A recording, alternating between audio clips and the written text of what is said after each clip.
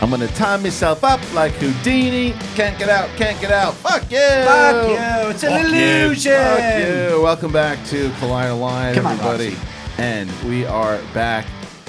And I have seen Toy Story 4. Everyone in this room has seen Toy Story 4. And we're excited to talk about it. Not only are we going to talk about it a little bit more, but we also have Ally Maki in, who played the character of Giggle McDimples. Oh, so fun. She's coming in a little later to talk with us about Toy Story 4. But we've got a... Well, Rocha's on limited today because he's on for half an hour. You're doing that wrestling thing. I got a lot of energy, though. I'm ready to go. Yeah? Will there be a Toy Story 5? I don't think so. There you go. I like what you did there. That's But right. no. That's right. Come on. Real quick, before we get into anything else, too, how you feeling? You got this weekend, you got the Collision playing in the Manager Bowl. I'm excited, strangely so, for the Manager Bowl. I've never played any of these people, I don't think. Right. Oh, Stacy, but only in teams. So I'm excited. Janine is an up-and-comer who's really trying to make herself. McWeenie I've always wanted to face. Zipper I've never known. Are you feeling more confident that my players are not in the Manager Bowl, even though Manager of the Year oh my is God. a sure Do we bet for me? not talk about Roxy for 30 seconds? I'm sorry. Yes, let's talk about your players. I'm asking. And your I asked you a managing question. team. Do you feel more confident because I don't have who? I beat Andrake already. And Snyder. I beat Snyder in a celebrity match, but I've never beaten him other than that. Snyder has beaten you, what, 4 times? He has. Wow. I owe that dirty 55-year-old mustard stain wearing shirt motherfucker a beating. Let's get him. Roxy, you don't want to go toe-to-toe with me on those guys. Mustard Let's shirt? go. What's mustard shirt? You know, he's got like mustard stains because he's a Oh, slob. I thought you were in a just got the dumpster. color of his shirt. I do like the color mustard. I do like you when you say it looks like he woke up out of a dumpster. Yeah, he does. He looks like he rolled out a dumpster next to my current manager. Yeah, he's John Moxley. Yeah. He's John Moxley. He really is. He is. That would be an interesting argument to have. That you think that my player looks strange and your current manager looks. What was that? He looks like he's been to a gym, unlike your player. Do you like the length of his shorts? I don't think anybody likes the legs of his Whose shorts. shorts? Dagnino's. Dagnino's shorts? Houston shorts. Oh, yeah. He can pull it off. He can pull it off. This is That's so one way bizarre to to- me. It's to about hear. how you look. This is so bizarre to one me way to to hear put it. Rocha defending Dagnino. I never thought When he you're would. in Likes shape. the length of his shorts. Everybody remember that. Yeah. When you're in shape, you know. When you're in Yeah. shape. You can wear whatever you want. They're also know called what? underwear. You're a big in other You're a countries. big classics guy and musical guy. What do you think about the Spielberg West Side Story? I hated it, that picture. You You want didn't my like honest it? opinion? Yeah. You hated the just picture? gave I it. hated it. It looked like a Benetton ad. Oh, man. And I was mad because wow. none of those people look Like the 50s? yeah, like Really? dark-skinned Latinos. This is what we're playing with. Yes, I know Puerto Ricans can be of different hues, but like if you're gonna make a distinct difference, make it distinct, and don't cast all these pretty people. Screw that shit. I want to see reality in this, and it feels like if you're gonna redo a classic that won 11 Oscars, then you better come with something better than that picture. That picture looked like a really pretty high school production. Damn. I felt like there were people of all different shapes and sizes. You saw fat people in there? I didn't. Pull up the not to be. I'm not saying ginormous, but there were people of different shapes and sizes. Well, Dorina would have. I love seeing photos of fat kids. Yes. I figured that. So Dorina didn't like this picture. Let's say let's zoom in. Yeah, look at this. Zoom in to the right though, because I got to dispute you a little bit. Look at this. Yeah, look how Dude, all these guys- light-skinned. Oh, come on. Can you I tell think- the I difference? think you're reaching. I can't. What's I that? can't. Bro- That's your Can Can you problem. tell the difference? Wait, Cody, what were you saying? Come I on. just like to talk into his microphone. Hey, Sorry, They're- Cody. I mean, first This of all, guy. they're very active young kids. This guy They're way in the different- back. He's dark-skinned. But everybody up front. Light. Everybody turning away from the camera is But they're dark-skinned. actually Latino. But it doesn't matter if they're Latino. Like, what does it matter? To me, I want to They're see Latino. more You're upset their, representation. But their they skin are. is not dark enough, even though that they are representing. I don't know, man. I that. Oh, tell me why. That's a People, hot tell me take. about my opinion about No, Latino. I'm asking. No, I don't think that's Did fair I not to just say. ask? I don't think that's fair to say. Because you're saying they're not Latino because No, I'm not saying they're not Latino. I'm saying I would have liked to have seen a representation of darker skinned Latinos. And this is what frustrates me sometimes is we don't see, and I know I'm light skinned, but I want to see more darker skinned Latinos be in prominent roles in numerous projects. And I think this was a great opportunity to possibly do it. Now, Puerto Ricans listening to me might be like, well, there's a lot of light skinned Puerto Ricans, and I get that. But I would have liked to have seen some darker skinned, because there are darker skinned, because in the West Side Story, original West Side Story, they're darker skinned. Do you like the leather jacket? Well, for the left. I don't like anything about I don't this like picture. anything about it. I don't know. What the fuck? I think it looks good. Okay. When you're a What's- jet, you're a jet all the Like way. Spielberg. Yeah, that's Spielberg, nice and safe. Yeah. Oh, you know. Not gritty. Maybe. It's an illusion. So what's going on over there, Rox? I'm just looking up their IMDb's because also this picture, like to look at that image and be like they don't look it's I a didn't say they very. don't look Latinos. I didn't say that. Okay. I just want to make sure that's clear that I'm not saying. Well, I didn't say that either. Yeah. It's a very what is that called? Like sepia or whatever. Yeah, sepia tone, yeah. Whatever thing is over it. So I'm curious to what extent this is an accurate portrayal of how light or dark skinned these men are, which is just what I was looking up just to see. But it's actually challenging to find. They're in a strange order on here. Go back. Can you move over to the other side, Cody, and see these guys? Like here, these guys. Yeah.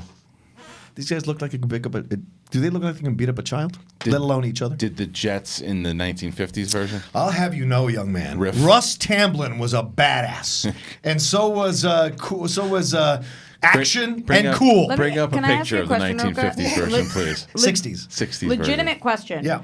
What would Alex. be dark enough for you? Good question. Luis Guzman. version. Alex? He's got the dark-skinned hue to him. I like that. Okay. That kind of level. I would like to have seen more of that. Is it more that you want more variety in? Yes. Because the two people not looking at Images, the camera images. are the darker skinned people, and the people looking at the camera or in the pretty well seen are the lighter skinned Latinos. So I don't like that. Look, so zoom in on the Jets here. Bernardo was Greek. The actor was Greek, but he was dark skinned. Look at this guy.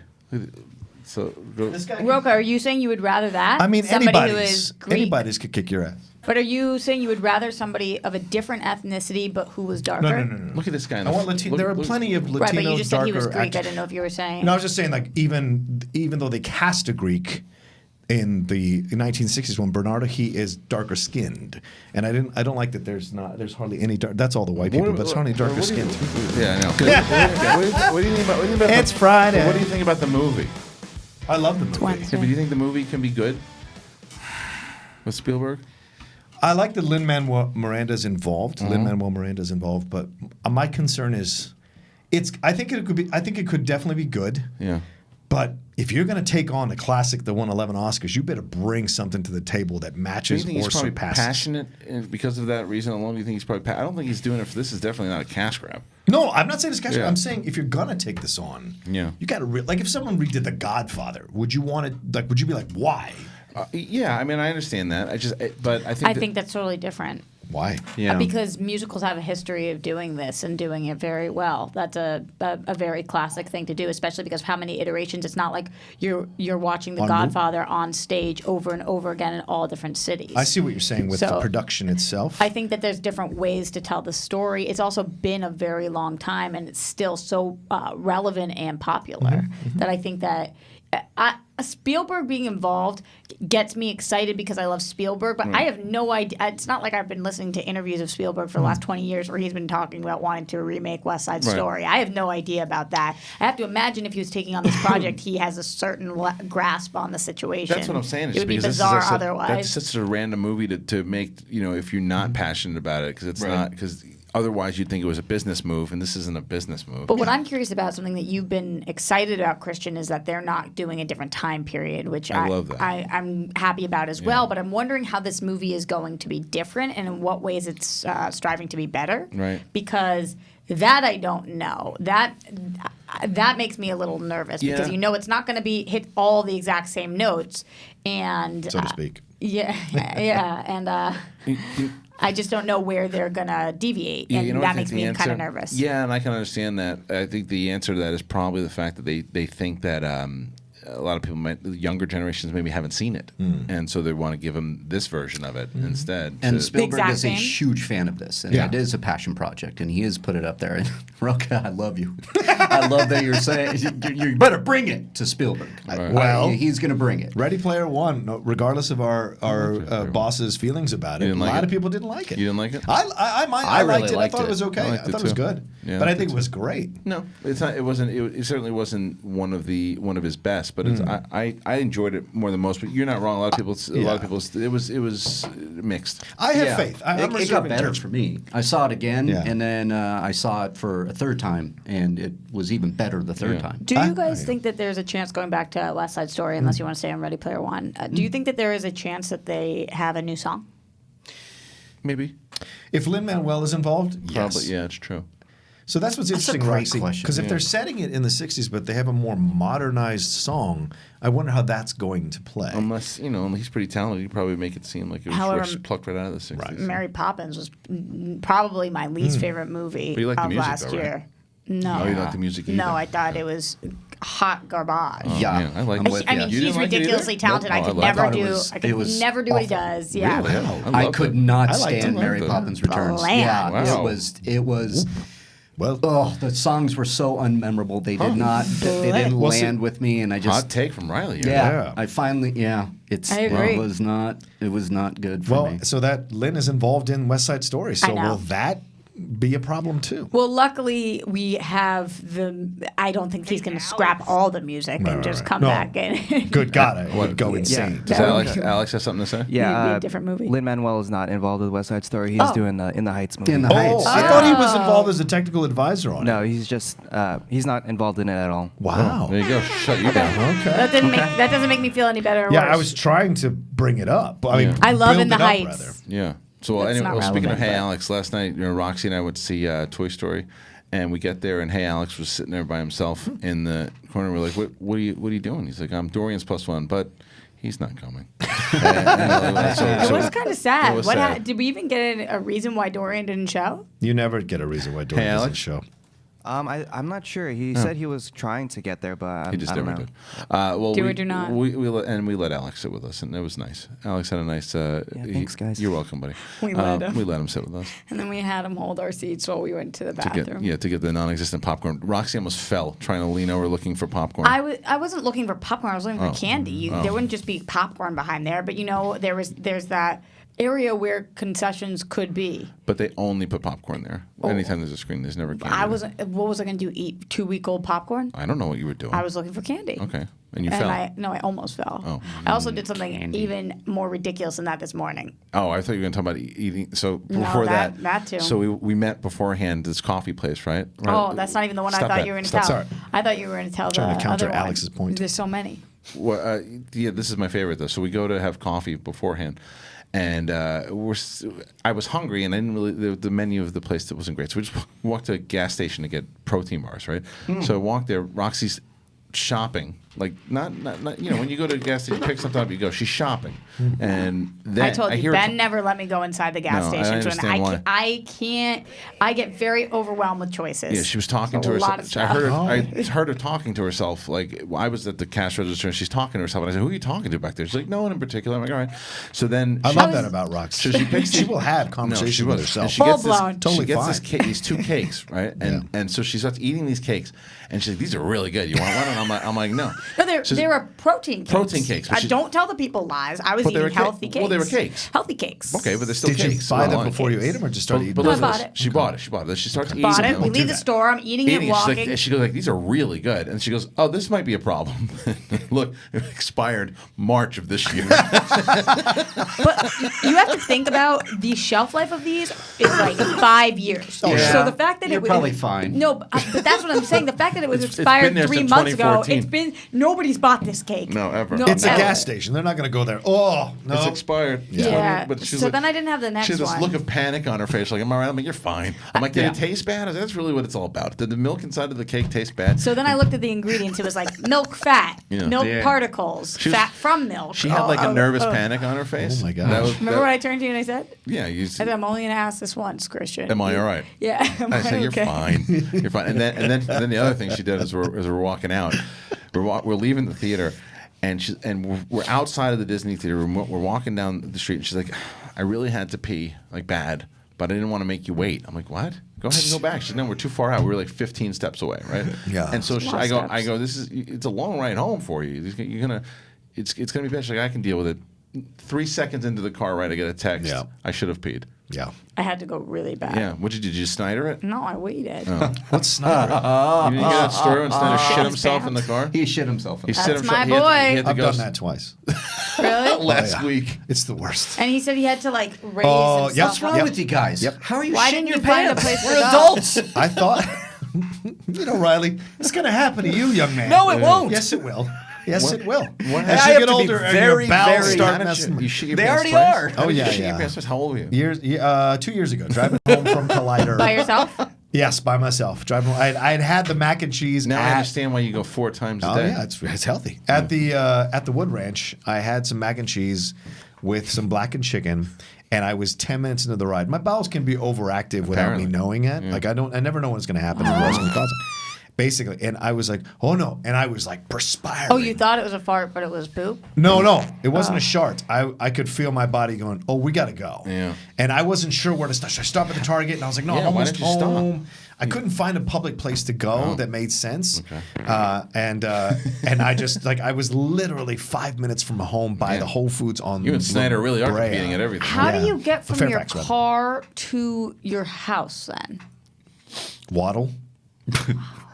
You waddle and you cover. And Thank God I release. was wearing brown jeans. No lie, I was wearing brown jeans. Yeah. So you couldn't really see it. Wait, You this know, is, this is, but I do this is I in do your look. stand-up. This was in my stand-up. This This is is in a his story. stand-up. This happens. It's a true story. It actually happens. So I actually know somebody yesterday. Yeah. Who shit themselves. Shit themselves and sat on something. It was my 1.5-year-old. But, you know, Oh, don't worry, buddy. It's coming for you. my 1.5-year-old Don't worry. who shit themselves. But you know Yeah. that and she just looked up like, what? That's what I do. That's right. Right. So congratulations, Rocky. You did it twice. You beat Snyder at something. Well, I I did it as an didn't- old man. Snyder's doing it at 32 years Right. old. There's Well, a but difference. he looks 60. I didn't. Speaking of car stores, I didn't shit myself. But Oh, good for you. know how I told you last night I'm a little bit of a hoarder. Yeah. Yeah. So I ran over. I guess it's not a nail. raccoon. No. Oh. Why? It's not a nail and it's not a screw. What's the thing in a bolt? Maybe. A banana. Okay, so I ran over a bolt, I guess, a while ago. My slow- tire slow, my yeah. tire pressure was low. I feel like there's one guy that does that across the country. It puts them out he there. just puts those nails out there because it my- always happens every My day. tire pressure was low. I went to go fill it. I see the nail. I was next to this place. They did some miracle fix. It was $20. Let's see how long Yeah, it lasts. right. But Patch fine. They patched it. So I get this bolt, and I'm like, I should keep this. Uh-oh. Don't know why, but I was like, Souvenir. I should definitely keep this. Wow. So I put it in my cup holder, and it's been there for the last week and a half, 2 weeks almost. What happened? You should frame it. So this morning, it's literally, I don't know what my mind is telling me. It was like, this is a good reminder. I don't know what like to be careful. I don't know. I just don't know. There's I'm serious. a guy out there throwing Frame nails on it, that. frame it, put it by your keys as you're Right. leaving, and you like kiss it like the don't Notre know. Dame Fighting Irish on the way out. My car is spotless. I make sure my car is spotless, but this one thing is in my cup holder. Right. If you guys seen inside my car, it's like immaculate. I keep it so clean, except this one thing. Right. So this morning I go to get my tea, and I'm drinking my tea. I put it in my cup holder. Oh, I, shit. I pick it. I'm driving. I God. pick it back Drank up. the nail? No, it caused a hole. It cut Oh, a it hole caused in a the hole. So Oh, it's I see. dripping down. But now I'm driving. I'm on the freeway, and it's the slow drip down. So I was like, what do I do? Do I throw it out? But I need my caffeine. Then you drank the nail. It's scalding hot. No, the nail's not in it. Oh. It just punctured it. I'm just like chug. So I'm trying to drive. I'm chugging this thing. That goddamn nail. I threw it out. Oh. It's a And whole someone else ran over it. No, I threw it out. I chugged my whole drink. I burnt my entire mouth because of this Wow. nail, and then I put the nail in the cup and Yeah. threw it out outside. You just saw me do that. You didn't you didn't have napkins to put underneath. I had nothing because I told nothing is Nothing. in my car. You had So I nothing. literally Not had even not napkins. one. I wish I had Except napkins. bolt. I had not one thing in my car. You don't carry tissue papers in your car? Tissues? Nothing in Nothing. my car. You got to carry tissues in your I car. have to. Yeah, you have to. But I So didn't. what if you get a cold? So that begs the question: then why keep the Nail. bolt and nail Because sometimes if you don't keep anything in the car? I haven't Why don't you watched drink Marie it? Kondo yet, but I feel like I need to. I get these weird emotional attachments to things. So A bolt? yeah. So I was like, okay, I'm really bad at taking care of shit like that. And so I was proud of myself. I was like, okay, you got this patched. You went and did it. You went on with It's like your having a day. You pet didn't rat. bitch about it. You didn't even talk about it on live. It's not like having a pet rat. Why is it like having a pet rat? Because you shouldn't have a pet rat. You shouldn't have a pet nail. You're one of those people in the 60s that would have gotten a pet rock. Like, you know, Right. that became a big selling In the a pet 60s, rock. I had a pet rock growing up. Right. I had a pet rock, But they're just and rocks. do you know I still, in my childhood home, I still have. Did you guys ever have to drain an egg and make it a baby? Yeah. I still have. Oh, mine. yeah, for home economics. Yeah. I still remember have. that. I still Yeah. have my eggshell I remember. with a little curly hair on top. Just put the bolt with it. Yeah, she can't. She I threw threw it out. I threw it out today because I was like, Did it you have a did name? this to yourself. No, I didn't Papa name it. Bolt and Mama Egg. But I don't know what I felt like. I could not get rid of this thing. Well, you did today. Because You broke it its finally trust. fucked me, and that's what happened. You broke its trust. No, it broke my trust. I don't know. Maybe it was just trying to revolt a little bit. That bolt was out to get you. Like It was. Forky wanted to go into the trash. maybe the nail wanted to go into the trash, and you You gave it don't its know. own. Yeah, trash. But Toy Story 4. Was that in the trailer? No, but So it's it'd be fine. cool. Yeah. Yep. It's fine. The movie anyway was really fun. It's a fun movie. You liked it? Yeah, it's a good movie. And Josh Cooley, by the way, I think out of anytime you have a director or anybody who's describing their movie, it's just like, okay, fine. I don't know if anybody has ever accurately described the movie the way that he has. Like, Yeah. you go back and you listen to the interview after seeing the movie. I mean, you can tell, like, that's everything he says about the movie and the characters. Yep. This is a guy who loved what he was doing. You could feel it inside of the movie. The passion is there, and it was a good. I agree with a lot of everything that I've heard from people, and that's that. It is a good. It's a good fourth part. I still like the other three. Yep. Just a little bit better. 1, 2, and 3. 1, 2, and 3, just a Yep. little bit better, but Same. I think 4 is phenomenal, and I think that the characters are good. It's absolutely Woody's story. They say as much in that interview, and I think they preview it as much in the trailers. But good movie, man. It was a fun watch, perfect time, perfect length for the film, and it was. There is one. I can't spoil my joke, but there was something happens at the end of the movie, and I turned to Roxy and I said something, and it was funny to watch it in her head. At first, she was like, "Wait, what?" And then she got it. I got it on some level, and then I really got it, Yeah. and it was awesome. Yeah. He compared it to another movie. Yes, because there's something that happens, and I was like, "This is the beginning of another movie." And when you see the Trying movie, to- you'll understand. What's that? Yeah, I'm just trying to. I'll tell you. Figure it right, out. Yeah, but it was You would never guess it. It's Yeah, it's yeah. another completely different movie, genre. Completely, yeah. But when you think about it, it makes a lot of sense. Yeah. But see the movie though, guys. If you're a Toy Story fan and you had any hesitation about it, it's good. It's But I really think- good. Would you consider this the funniest Toy Story? You know, I've heard a I lot don't of know. people say that. You guys were saying that, and I don't know if it was maybe because our screening was half full. Maybe A lot of kids also. Yeah, half. I got my. Hmm. I was getting the. You got the shit kicked out of Roxy you. Roxy's leaving. She's like, "Are you all right? Because you got leveled or whatever." Yeah. It said. And there was a little kid sitting. Kid must have been 4 or 5 years old. Boom, boom, boom, boom, Beating boom, the piss out boom. of the chair. And Are I'll- you kidding? Wait, your chair? Yeah. My chair. Oh, I would have gone Jesus. insane. No, but I'll hate tell you that. what. And I Nothing said- infuriates but how- me more in a theater. Was I Yeah, thank you, upset Cody. at all when I No, walked out? no. Not at all. Because I you walked Sure. said you have kids. It's No, it was because of this. There's a reason why I was not upset because it happened a few times and I was like getting there. And Roxy looked at me and saw me getting there. But then I heard the mother say, "Stop kicking the chair." Stop kicking the She chair." said And it like a dozen times 80 throughout the times. movie. And if she would have just been like, "Oh, just shoving popcorn in Right, her face, watching right, and not right. caring," then I'd be, can you please say something? She was doing everything she Yeah, could. She was and with the kid three- wasn't She was listening. holding no. the kid. The kid was like 4 or 5 years old. This is why you spank. No, This is why he stop. needs to come back. The kid wasn't. Sorry. It's true. But in the movie, what you No. think during the movie she should just The kid wasn't a misbehaved kid. It was just. that would be louder than the. Back in the 70s, that's how it was done. But this son. kid wasn't misbehaved. The kid was just like kind of swinging its feet around a little bit too, and I got they spanked were in the having theater. because you probably for shit in my pants. for shit in your pants. There it is. But anyway, so I just pooped my pants. what's that from? I just pooped my pants.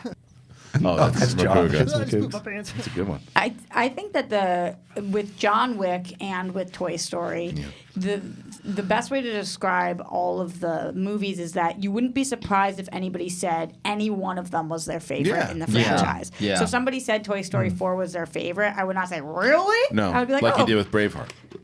Well, I was just surprised all of you guys. Right. It was There's- every there's one three of of us you. who were in the top and the five. caller. In the caller. Yeah. What? That's Braveheart. It's in my top five movies of all wonderful time. Ever? movie. Yeah. Josh, Riley, Kristian, Inman, and the caller. And the all, caller. Yeah. We're all So I was about the surprised. same age, and it came out. Yeah. And Rocha was it- 30 when it came out. Yeah, and it really hit. It was one of those. It hit. It's like it's a defining movie in our Wasn't far in off. our age, I think. You were making a joke. I was but, making yeah. up. I was almost accurate. It is also, and I know I'm in a sweatshirt, but I can't take it off. 5,000 degrees in here. In here. Correct. Really? It's I hot? like that you went Scottish with that too. You By think the it's way. hot? Are you making a joke or not? No, I don't feel hot at all. I am dripping and I feel like I'm going to die. It's because you drank that tea so fast. Right. Your body Is there a temperature nail is in That way was a high. while ago. No, I literally feel like I'm going to pass out. You said guys don't feel that? 5,000. 5,000. That's what she said. 5,000 degrees in here.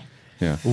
My tea will die I lost it? You did. with you. Right at the end, just right at the end, though. The good You were Lord good, thinks doing she well. can get you out of it, but he's pretty sure you're fucked. You're You're fucked. fucked. Oh, so good. Did I do better? My than that? island. Yes. Okay. That's right. It's my right. island. No, he says.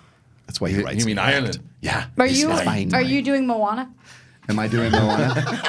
I can try. Yeah. Thank you. Are they You're making- welcome. Are they making a sequel to that movie? Moana? They should. Nice. I don't know, but I wish they did. I'm gonna pass out. I'll be You're that back. hot, huh? I gotta Hey, counter Alex, Roxy. can you pump up the AC, if possible? I gotta counter Roxy here because Moana About the 2. heat? I Zoom wouldn't in, be zoom in. surprised if someone said John Wick 2 was their favorite in the series. You would be? Yeah, that was not a good movie. Can you zoom in? Wow, I love John Wick too. Really? Yeah, I loved it. Moana 2 could feature first ever Latina princess with Lin. It is my least favorite in the series. Though. So is Lin-Manuel in that one, Alex? and talks for You Disney son of a bitch. sequel. Oh, so what is that looking? Wait, this is not. Moana 2 could feature Why first did ever we miss Latina that? princess It with said it- Lin-Manuel it said it could be Miranda in and the talk works. for Disney sequel. Could be in the works. Okay. When Well, was there's this and where is this? It's just a little side It's thing just on little a. on Metro. I don't know what that is. I'll be goddamned. Anyway, so You that, don't know Metro? no, I don't know what's going on. Anyway, so that movie might be coming out. Okay, 10:26. That's what time it is. We're gonna talk about some movie news. Some things. 10:26. on the That's hour. what time Do it you need- is. Do you need to leave here? Yeah, I do. All right, get out of here. All right. I love you guys. That's the current time. 10:26. 10:26. I can listen to Roxy for hours. No, that's nice. Thank you so much. Should help us out with the air conditioner when you get out of here. Sure. Yeah, that's nice. Yeah, it really stinks in You're, here. you're not dying. No. What the? It's hot. I I can don't think feel so. it. I went to the Roxy. doctor last week to get results back. News. There's lots of news going on. News, yeah. Some breaking news that I just saw right before we started. What is it? What is it? Kingsman prequel Yeah. The King's Man. We've been hearing about goes this for a back to while. the beginning, and it's called The King's Man. Yeah. Is Vaughn doing this one? Yes. Why? I don't know. Yeah. Because he wants to, and he is freedom. I know. Here's my problem though. I love Matthew Vaughn. I love him. First Class is my favorite X-Men movie out of all of them. I think I wanted to see what his version of Flash Gordon was going to be. I love the first Kingsman. Didn't love the second one at all. And I want to see him do something else. I wish he did Superman. Yeah, I don't want to see him do something do? else. Actually, though, but not with his idea, though, where No. he Yeah. keeps Kal-El on Krypton for a while. I want to see him do something else. Too long. This Too is long. just, it's like, this is, I don't know, just another one. You and- didn't like the most recent Kingsman. I did- couldn't stand the second. see, I the liked second, it. really. Yeah. Yeah, I couldn't stand the The second, second one was hard. It was just a different tone Yeah. altogether. Yeah. And it was like such a cartoon. And the first one had cartoon elements, especially at the end, but it was still based. There was still some more kind of real gritty shit, like that church scene and all that stuff. But I know it's your guys' job, as it is mine also, Yeah. but do you guys ever have those moments where you stop and think, it's so hard to make a movie? Definitely.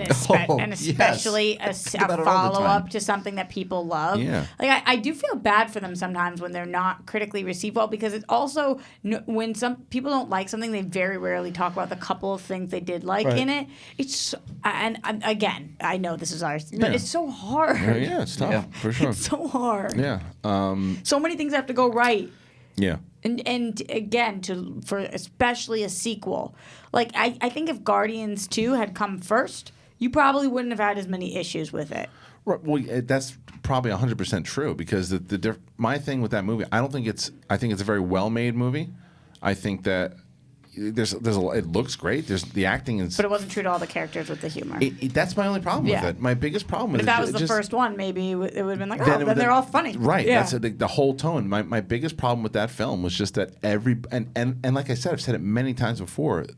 Majority of those jokes are very funny. Just that everyone has one. Yeah. And it's just not consistent. It felt more like a night at the Improv than it did a continuation of all the characters from the first one. But the third one, to me, when it comes out, is going to have Say, is wow. going to I think going to be a perfect blend of kind of what we've seen so far at the end of Endgame and all that. So I don't know. And here's the funny thing about that. Because now that the second one has set the rules that everyone tells jokes. You were ready for it. I'm ready for it now. In the third one, now when everyone's telling jokes in the third one, I'm like, well, that's consistent with the second one. So Yeah. I'm ready for it. So we'll see. There's also a brief synopsis if you want to hear it. Maybe it will Of Kingsman? color your Yeah. opinion. Yeah. Kingsman? Kingsman. As a collection of history's worst tyrants and criminal masterminds gather to plot a war to wipe out millions, one man must race against time to stop them. Discover the origins of the very first independent intelligence agency in The Kingsman. Directed by Matthew Bond, coming to theaters February 2020. Do we have any idea who's in it? Is it Colin Firth? We don't really DH? know. Let's see, so it doesn't even include a cast list, although it's been reported that the film will star Harris Dickinson, Ray Fiennes, Daniel Bruhl, Ray Zafons, and Reese Reese. Remember? Don't you remember that name when you played Snyder? I sure fucking do. When he played what? Snyder. That was When the- your boy beat me with that was- fucking that was- name. that was the name. And Charles Dance. Charles Dance. I mean, you can't go wrong with Charles Dance. You know, he's going to play the villain. I Sure. love Daniel Bruhl. Daniel He's Bruce, great. It's a good cast. It's a good cast. Ray Fiennes. Good cast. Never go wrong with Ray So Fiennes. who's going to be the guy? Is it A going to lot of vagina in that. be? Well, it depends on who it is. Zero, Well, actually. depends on who it's going to be. I'm sure. That was good, Roxy. Yeah.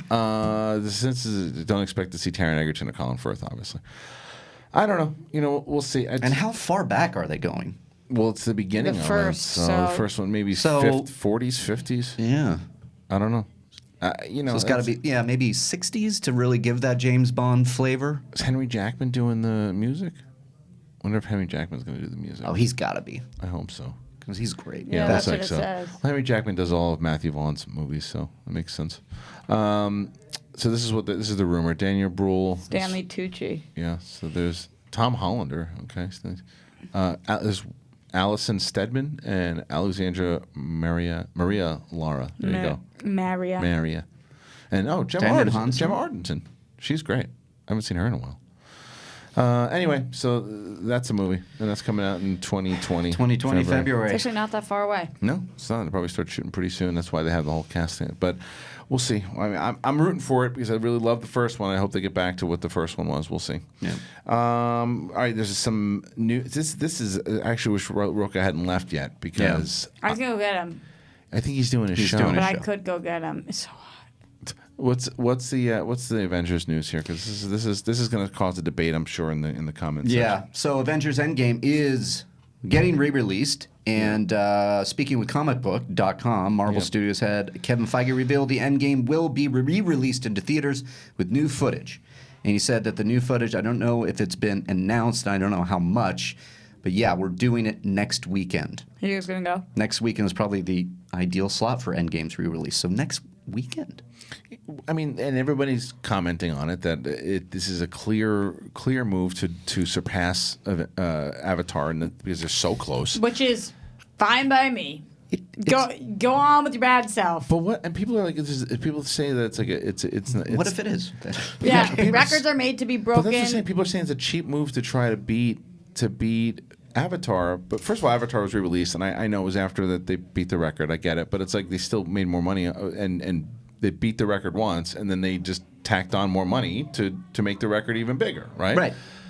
So Kevin, I mean, the fact that they're doing this is because they're trying to beat the record by giving more footage to entice people to go see it. There's a parade out there. I know, I don't see the issue. I think it's fine. And this You're is not like when making people pay you for guys it. know I have an issue when people say that art is emotionally manipulative or people are just trying to make money. Yeah. Yes and yes. Yeah. Right. Yes and yes. Yes, art is emotionally manipulative. That's what they're trying to do, manipulate your emotions. Yes, these businesses are trying to make money. Is that surprising to anybody? It's the same thing. Like when they release. Like how many times has Star Wars released their movies on Blu-ray? Right. It's like you don't have to go. You don't have to buy them. It's the thing. So if there's a way if they all sat around and go, look, we want to try to beat the record. Let's put a lot of that footage inside of it and see if the fans want to see it. If they do, then we can beat the record. And then the fans can go, no, either I've seen it already. I'll wait till Blu-ray. I don't want to go see it. Or they go, no, you know what? I want to see this in the theater, and they pay the money and it breaks a record. I don't see the problem. If I am available and not working, I probably will go. You probably will go. Yeah. Yes, I won't. I'm gonna wait for the Blu-ray. That's my thing. It's like I look, go for it. Go to try to break the record. Good luck. But I don't need to see it in the theater. Like, I want to help them. I don't need to help them. I want to They get know. enough money. I said No, I know. I want to. I'm saying I don't need to. It's And I'm dependent saying I on the want to, footage. But I don't need to. But I want to. I don't need to. Now, if there's if they re-release this thing It's an illusion. and there's like 2 minutes of an extra scene, It's gonna piss people off. Yes. Yeah. But if Well, now there's that they're like, saying it like this. but yeah. if there's like Captain America returning the stone Like, what else to is meet there? Right, Red right. Skull, Right. then I would How long be is the- like, I well, want to see that. You're gonna know from the time, right? Because the movie already is close to 3 hours Right. long. So is it like Lord of the Rings, the extended cuts, when it was like 3:30, 3:40, whatever the hell it was? If there's an extra like 30, 40 minutes to it. Yeah, but that's right though, Reilly. If it's like an extra 2 minutes and that's why they're doing it, it's like Yeah, then I'll be like, no. But it's still the same thing. It's like you should do your research before you get into that theater. Like look at the time, how much it's going to be, and that's the. But why did he say I don't know how much? Where does he say that? How much? Yeah, Well, it's probably the Russo. That's a question for the Russos. But the question now, but then I think this is also written on Collider. You Go don't down- think go on the Feige bottom. knows how much they're releasing? I'm sure he does, but maybe the exact amount. So is he whether it was- lying, Christian? Lying? What is going on out there? Yeah. Is Our he guest has telling a arrived. lie? No, I don't think he's lying. The question now becomes whether or not You don't think that's let me lying? finish this. The question now becomes whether or not the new footage is really worth it. The Russos make their cuts for a reason, so I doubt there's anything essential that's being re-added to the picture. But for diehard fans who want to see everything Endgame has to offer, they'll be like making another trek to the theater. That was written by Collider.com. But no, as far, if he says straight out, did he say I don't know how much is in there? Maybe he doesn't. I don't know. But if he does know, I am then not in the movie. Liar. it's different. Liar. It's different. Anyway, so Let me finish this. finish what? Just imitating you. Oh, so what are you, and- Dorina all of a sudden?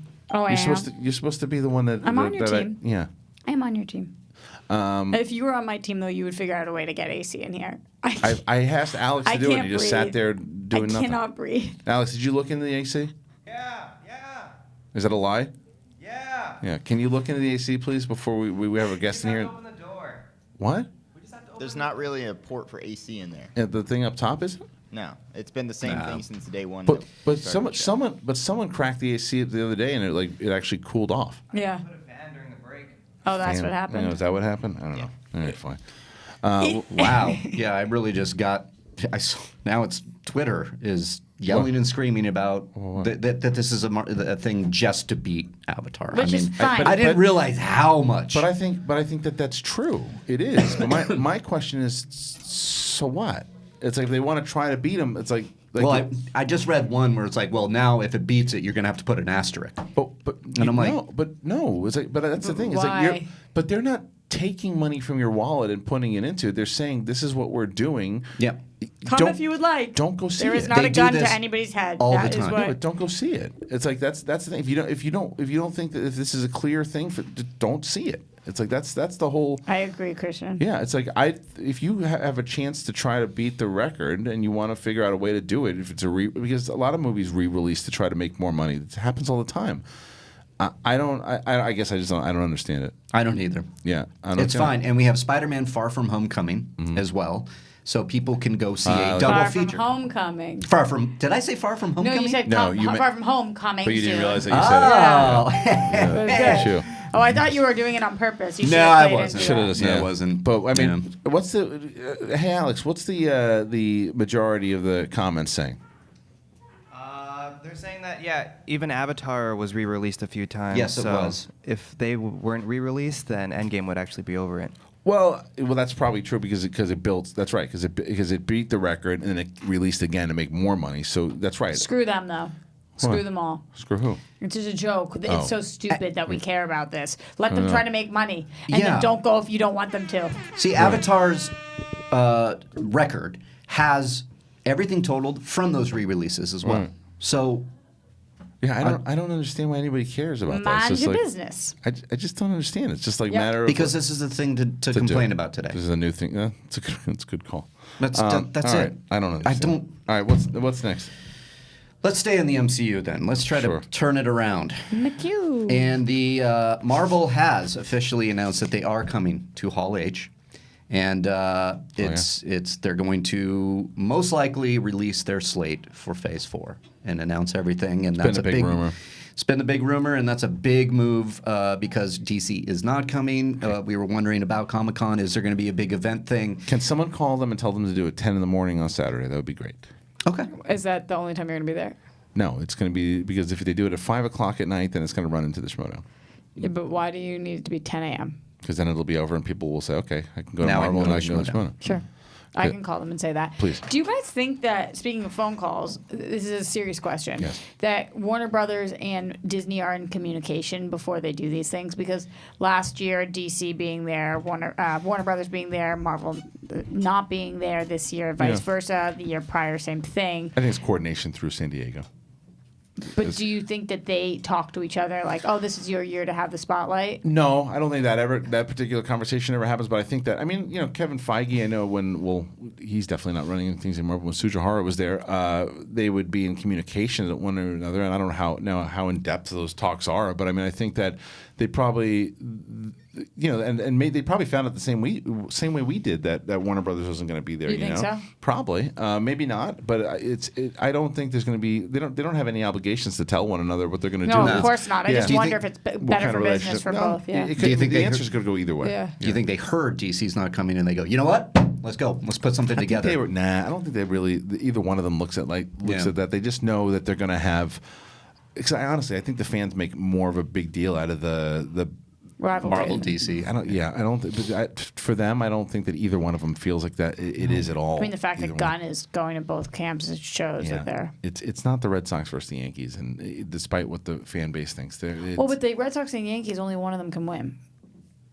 Right. That- And they're that's all why it's different. And In DC sports, and Marvel are both like- winning. Yeah. They really are. Right. That's right. But anyway, there's been these rumors that they were going to be doing the slate the same way that they did in 2015. I think it was when they did, or maybe in 2014. But I think it was maybe it was maybe it was the fall of 2014 when they did one.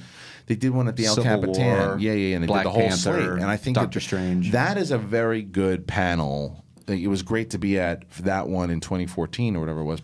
So to do it at Hall H, that's gonna be pretty big, and Are especially you going to try to go? yeah, probably for that way. If it's not during, right before the event, I Yeah. will because When does the event start? the event starts at 7, I believe, and the meet and greet starts at like 5:30. So it'd be right if they do a 5 o'clock panel, it'll suck pretty bad. But we'll see. Well, the schedule hasn't come out, and like I said, I've been getting a lot of messages from people that they're waiting to buy tickets for Schmodown until they find out exactly when this panel is going to happen. And you definitely think it's going to be on Saturday? Yeah. Yeah, they always do it on Saturday. It's usually Saturday, yeah. And TV's on Friday. here's what we can expect, at least according to reports and according to what is already in production. Black Widow is in production, so they're speculating we could see a little sizzle reel. They'll throw something together. They did it with Wonder Woman 1984. The other news Yeah, but is that that actually bit Wonder Woman 1984 in the butt a little bit, I You feel think so? like. A lot of people were walking out of that saying they really didn't like that footage, which is not how I felt, but a lot of people were saying that. Okay.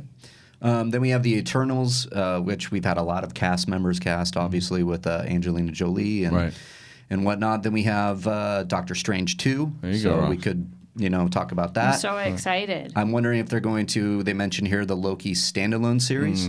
There was a picture that made its way onto the internet. Maybe there's more news there.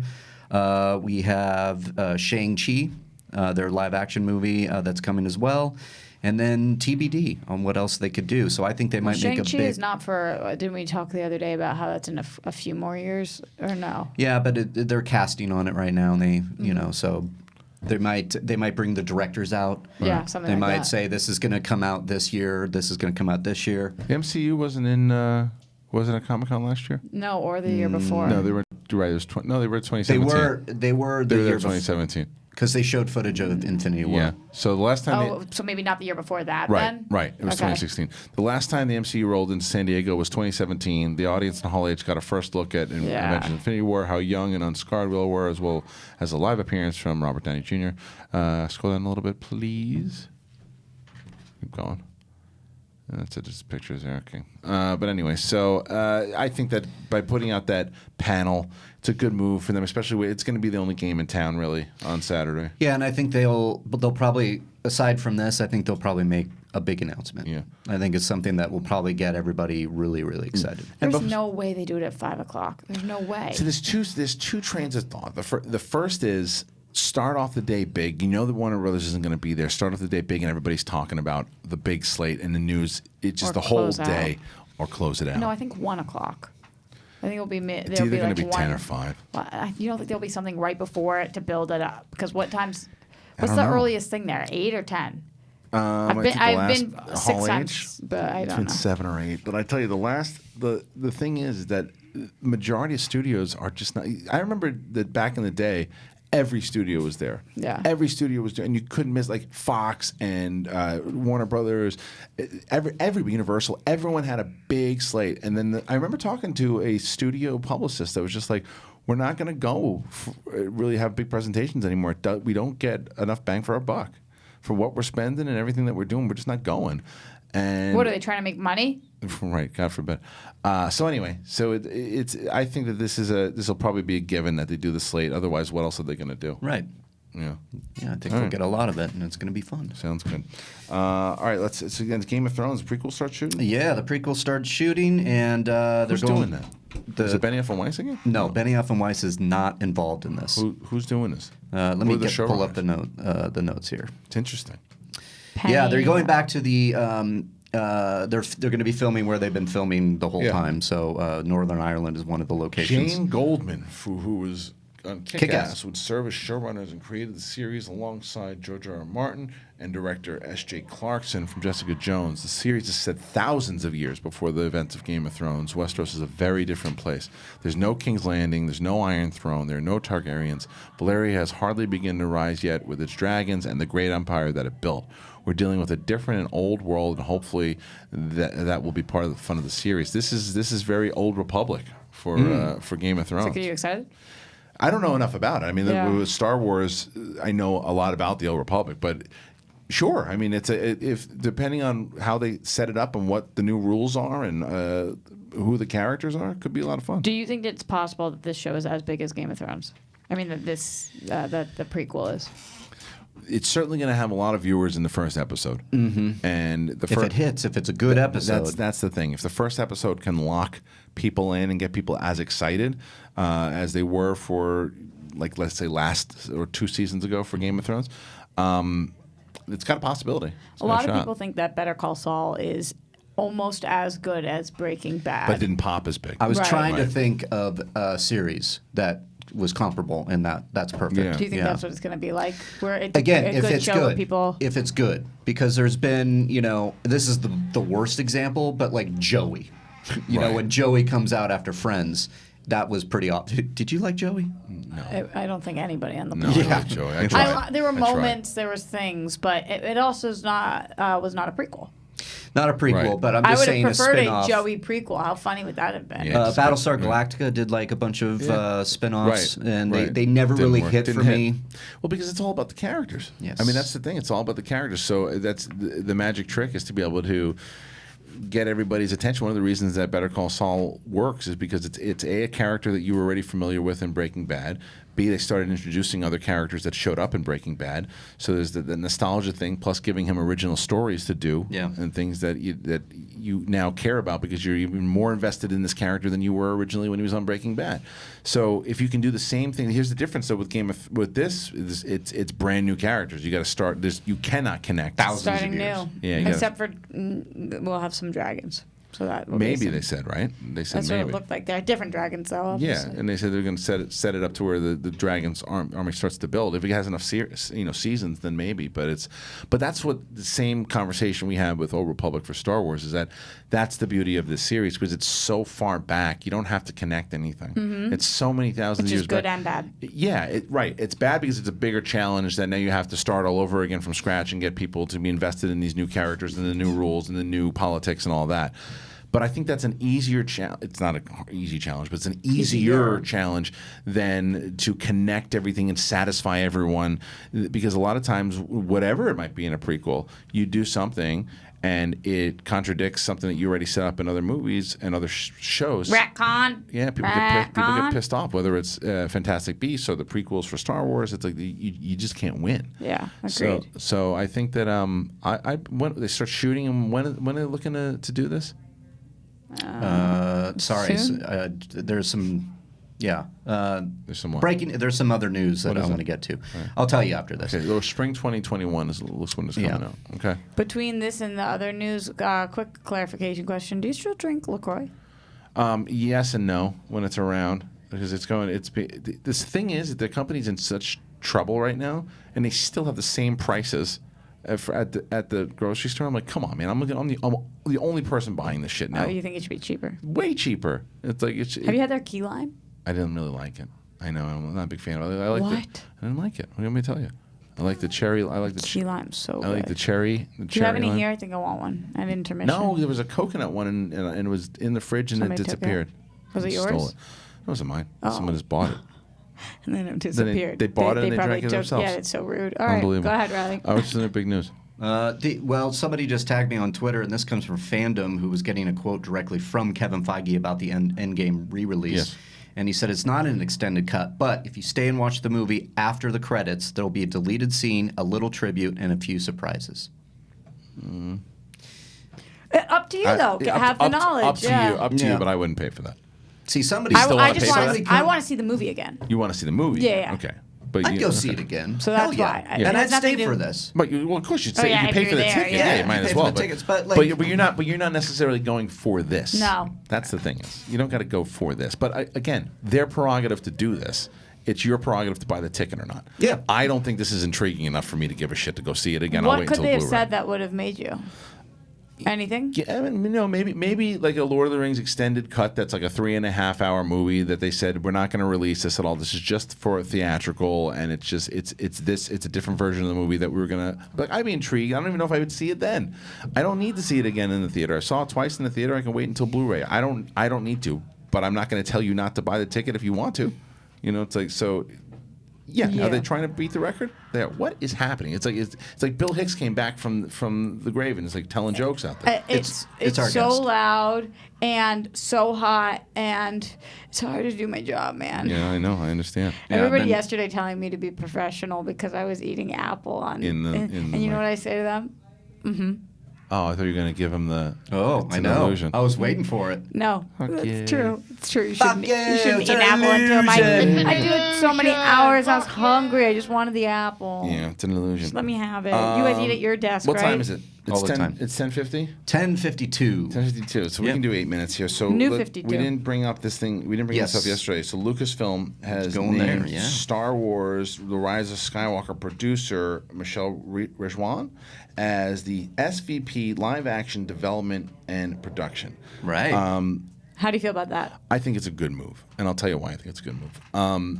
There's some debate out there as far as like, well, who is she? Does she have enough experience? Of course she does. She's been working with J.J. Abrams for a very long time. She's been in the grind for a Yep. very long You time. know who she is? I've heard of her. I mean, I don't know. But my thing is too that I trust in the fact that when you're interviewing someone for this position, because this is a position where it's essentially what we've been asking for, right? It's someone who's going to work side by side with Kathleen Kennedy, who's a phenomenal producer, that someone else is going to be more in charge of like a Kevin Feige type position.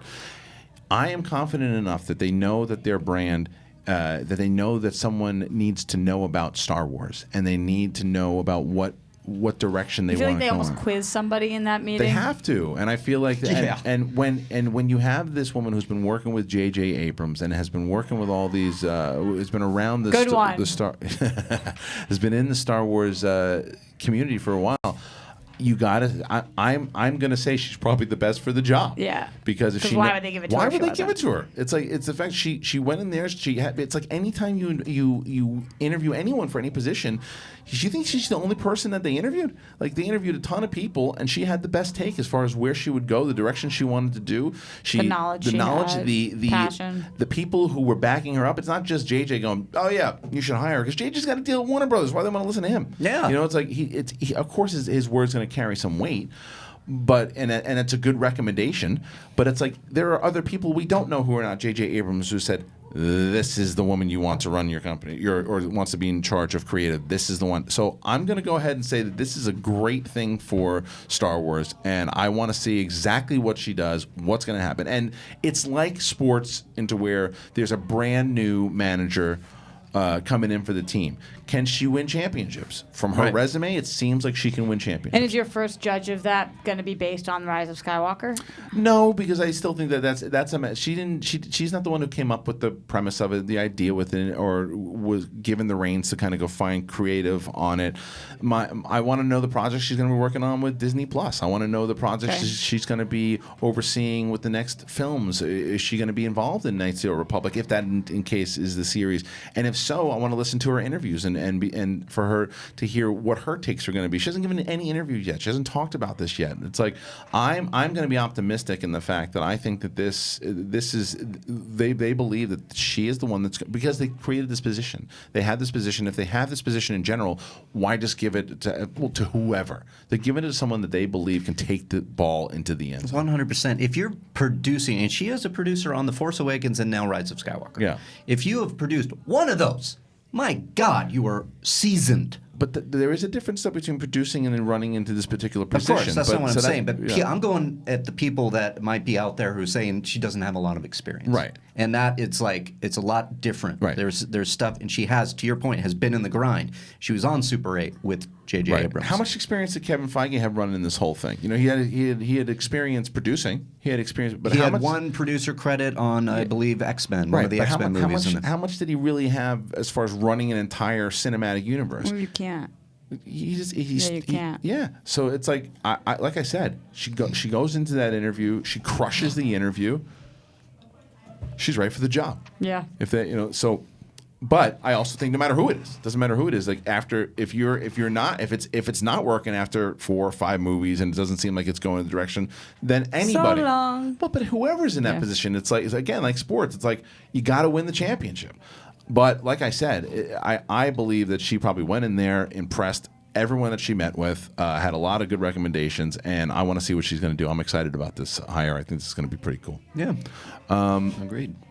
All right, so we got to find out what the comedy show's going on in the hallway. So I do seriously know. feel like I'm gonna pass out. All right, well, I can't. all right, the poor guests that we're bringing in here. We're gonna take a break. Alex fan, baby. She's coming in at 11. She's coming in at 11. Okay, so we got her listen, next. We're going to go to break. When we get back, Ally Maki, who plays Giggle McDimples in Toy Story 4, will be in this studio. Roxy's going to go try to not pass out.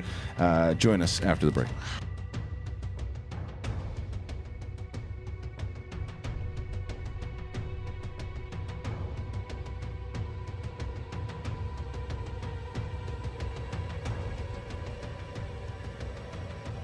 Hey guys, Reilly here, and let me tell you about Rule of Two. You looking for a Star Wars fix? Well, Rule of Two is that show. It drops on Collider Video's main YouTube channel, as well as on Podcast One's Jedi Council feed. So go over there, subscribe, share it with your friends. It's hosted by myself and Mark Fernandez. We talk everything in the Star Wars universe with a lot of deep dives and a lot of conversations that go all in. You know what to do. Subscribe, join us there, and rise. Hey everyone, John Rocha here, the host of Collider Mailbag. A new episode drops every Saturday and Sunday in your face and in your ears, answering the questions from you fans about the world of entertainment, film, and television. Me and great guests from our sphere do the best to answer your questions from Twitter, from Instagram, and of course, email as well, every Saturday and Sunday.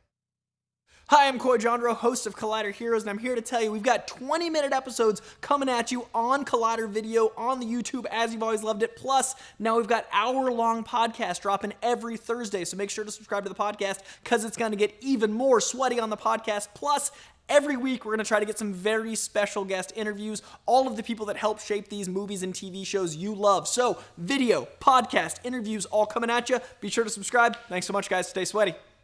Hey guys, Perry Nemiroff here to let you know that The Witching Hour is all over Collider right now. You can listen to that horror-filled podcast with myself, with Haley Fouch. We talk about witchiness, we talk about slashers, we talk about space horror, you name it, all on that show on the Collider Factory feed. We also have clips on the Collider Podcast YouTube channel, and on top of that, you can find an article all about Witching Hour every single Tuesday on Collider.com.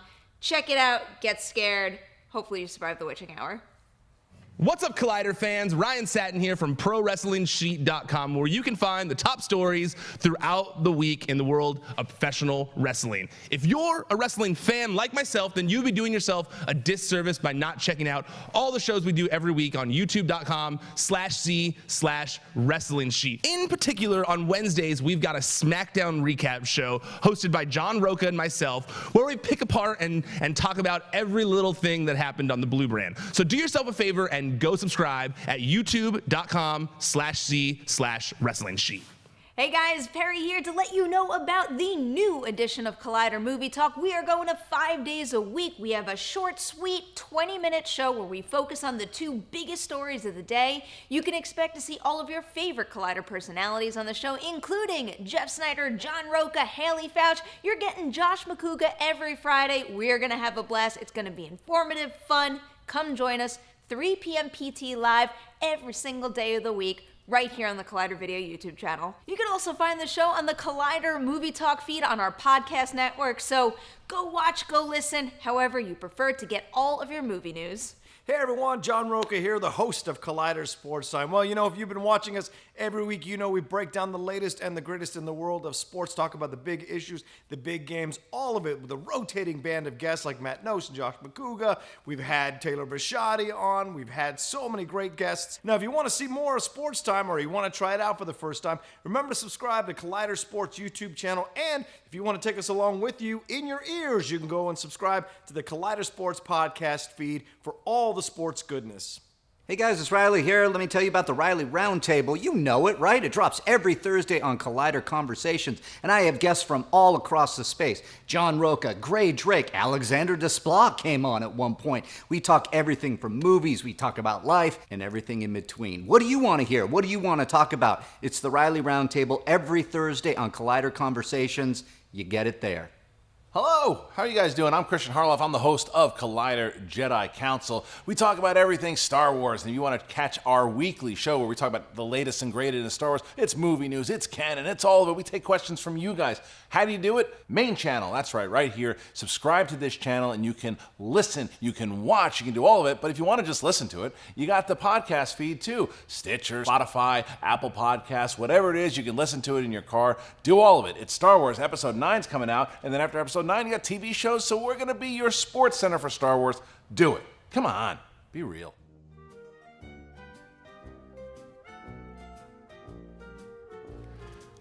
That old familiar song, ladies and gentlemen. We're coming back here on Collider Live, and as we mentioned, this weekend coming in theaters, it's Toy Story 4, and Roxy and I had a chance to see it last night, but joining us in studio today, one of the new characters inside of the movie is Giggle McDimples, and playing that character is our guest today, Ally Maki. Hello, Ally. How are you? Hello. It's nice to have you. This is very exciting. It's very exciting. Oh, the crowd goes wild. Yeah, Oh, yeah. Wow. You kind of gasped when you heard the Toy Story music, and are you just a massive fan? Oh my gosh. Yeah. Like I hear it and it instantly just makes me feel like I'm 12 again. Yeah, it's a true. And it's funny you say that because when it started last night, because the way that they open it up, I won't spoil it for people, but it opens up and you get a nostalgic feel, and and it zips you right into the movie. Totally. So tell me a little bit about getting involved in this thing. Obviously, the first time you hear about the audition, you lose your mind when you hear that it's Toy Story 4, right? I mean, I didn't even audition. Oh, That wow. is the craziest part about all. The craziest part about all of this is that one day I just got a letter on like a thick embossed like fancy Yeah. paper that had the Incredibles family on the top, and it literally just said like, "Dear Miss Maki, we would love for you to be a part of this film called Toy Story 4." And then it was like, we'd be so on. I was like, is this a joke? Just a straight up offer. Straight up, That's fantastic. And on like a handwritten letter In like, the mail. Like I think it went to my agent's office, Right. And they were like, "Oh, we have this thing," and then it was another like package with all this like Pixar and all the movies and everything, and I was like, "You guys, this is a prank. Like this can't even be real." So that's kind of how it happened. And did you find out? So where did they'd seen previous work and they just kind of were? Was it Josh Disney or family, you would assume. So Josh Cooley, Yeah. the director, was actually a big fan of Wrecked. And Okay. yeah, and so he like loved the show, and that was kind of where it started. Right. And then from there, he like watched a lot of my YouTube videos, and they said that this one video that I had made, they were like, "That's Giggle McDimples," and so that's kind of how it happened. You know what's funny about that is because when we talked off air before you came on, I said that it was such an accurate portrayal hearing Josh talk about it, and he said a lot of that type of stuff inside of the interview, to where that's how he would find people, like whether it was just being fans of stuff, even when he found Forky, you know, like he was a fan of Veep, and so he was just, he's a fan, and he legit, I mean, just such a good dude in general, but like a passionate fan and knew what he wanted. Yeah. What a cool story that is, that you didn't even have to audition. What was know. the YouTube video? So I made a spoof of, you know, those 73 questions videos Yes. that Vogue made? I made one that was like through my lens of kind of my imperfect version of it, like just being a total spaz. And Yeah. So when you found out about the character of Giggle McDimples, like, how was it pitched to you? So they also in that package sent me like a secret like black notebook that had for early sketches of her. And I remember the first sketches that they had, she had all these like feisty expressions on her face, but she was actually in like a pink and purple dress. So I was like, oh cool, she's like a really sweet whatever. And then over the drafts, then eventually they were like, no, we want to make her a cop now. And I was like, that is the perfect thing you could have ever done, and given her a position of power and a really cool job, and made her a woman of a career woman, which is awesome. Yeah, there's some nice interactions with her and Woody and other things too that really work. Does that change how you were thinking about voicing her? Because originally you're thinking pink and purple dress. All right, maybe I'll do this kind of sweet thing. Right. But then you hear cop. Does that change your performance? Always in her true soul, she was always feisty from the very, very beginning, which is what I love. They always wanted her to be small but so full of life, and even though she was this big, she filled the whole room with her laugh and her energy and her honesty. So a little bit. The only thing that we added over time was that kind of more cop-like energy to kind of compare with Woody as him being the sheriff and her being the cop, and so that was fun. We did a lot of oh gosh, what's the one in Miami where he puts the glasses on? Oh, all the that's time? right. Oh shoot, the one that the Miami one. Miami one. Yes. I know exactly one you're talking about. What are you guys talking about? A TV show, a movie? It's a TV show. It's a TV show. I know It's like exactly. CSI Miami, CSI right? Miami. That's CSI what it is. Miami. Yes, and it was. Oh, I thought you guys were talking about some animated. No. Because they've done a. I think they're going to bring up the video. They've done like spoofs on it to where you've had like, and they keep it. It's like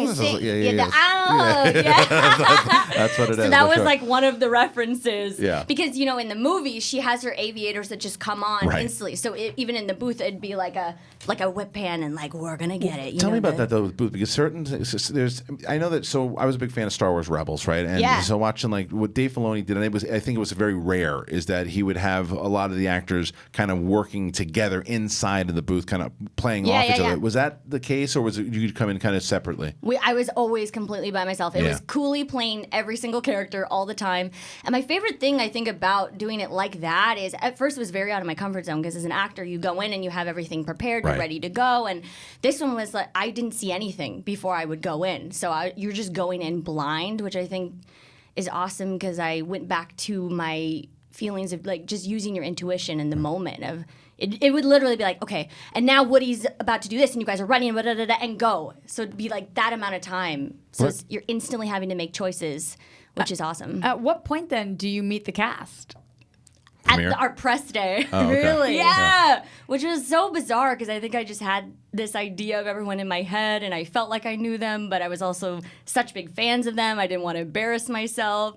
But I remember the press day, my glam team was like, Al, you're in the movie, right? Like, you can be like cool with them. And I was like, oh, that's right. I guess I am in the movie. I'm not just a fan that Right. won a prize to be here. But that's why I asked that question, is because traditionally it's done the way that you did it, and I think that's how much trust you got to have in your director. Because that's how much. Because even seeing some of those scenes of the way Josh has worked with, I think there was one that he did with Keanu Reeves, and you see he's in there just kind of giving him the direction of what he needs to do. Yeah.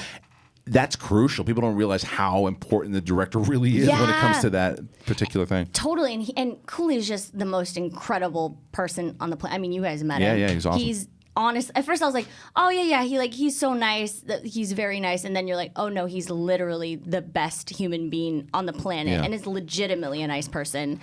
And I think he had a vision from day one, because the coolest thing was he said over time, we recorded over 3 years, and a lot of it changed and scenes changed or whatever, but he said 85% of my version of Giggle McDimples was from our very first session. He was like, most of the lines were from first 45 minutes of ever meeting each other, the first 45 minutes in the booth, which I think is so awesome because it was just truly authentic. Right. Well, she has so much energy, the character, and I think that's what. Yeah. And after meeting you, I can see exactly why you were cast. It's like, and it's great because it's got to, from the second she hits the scene, you got to feel like, whoa, this firecracker, and you get it like right away. And I think that's. Totally. And it's so crazy though, because it seems like you're all in the room. It seems like you're all working together. Yeah. But what do you think as far as so if there's someone brand new, because we know these characters, whether it's Rex and Woody and Buzz and Ham, all these characters. So coming into as the brand new character, because there's always a bunch in the Toy Story movies. Yeah. How would you pitch your character to someone who's watching and hasn't seen the movie yet? Oh, okay. Well, Giggle McDimples, first of all, she's the tiniest toy to ever exist in the whole universe, which is awesome. I mean, I grew up playing with Polly Pockets, so it was so... That's what I did! Yeah, it was like Polly Pockets. So many people don't know what Polly Pockets are, though. Oh, girl. Right? I loved me some Polly Pockets. Same! So I feel like I've been training for this role my whole life, because I'd roll the plastic mat out, that's like the town, and then I put all the houses... And played and made your whole village. Yes! Yeah. It's funny. My daughter has the little mini, like the Cinderellas but they're all the same size, and there's little castles, and we learned it was Mighty Max is the other one, right? Oh yeah, I think that's what we. That was like the brother version to Polly Pockets, not right? as popular. Yeah, not as cool. No, definitely but it's funny. It's just things that happen with the character. Again, not spoiling when you're first introduced, that I just immediately flashed into my daughter's room, going, "Oh my god, it seems like exactly the same type of setup that she plays with them, with the move and everything." It's really cute. My favorite thing is that she hops in the car to go around. Like, it's completely unnecessary that she goes in the car to go to the front of the pocket. Right. But it's that little detail. I'm like, that is so amazingly specifically genius. It was. But yeah, she's super tiny, but she is the most feisty, completely honest. And loyal. Yeah. And loyal. Yeah. She's, Bo's best friend and sidekick. They've had this whole kind of backstory together as lost toys. And they have such a great, I think what's awesome about 4 is they're bringing this like girl power energy to the film. I mean, you see Bo, she's coming back. She's got a whole new look. She's got her, her stick that she's fighting with, and it's awesome. I think it's going to be super inspiring, especially to young girls, and to see these females that don't need anybody. They just, have their spirit and their drive and their love for each other, and it's awesome. Who is the toy that you think you're most like in the Toy Story world? Oh, goodness. Can't say Giggles. I mean, okay, I resonate a lot with Forky, because just his... I mean, I feel like he's like a Gen Z meme. Like, all of my Gen Z friends are just like, Forky is life. Like, his existential questions about life. I would say him or Rex. Because he's been dubbed by the internet as anxiety legend. And he really is. Or anxiety king. So you're a cross between Forky and Rex. Yeah. That's amazing. That is really.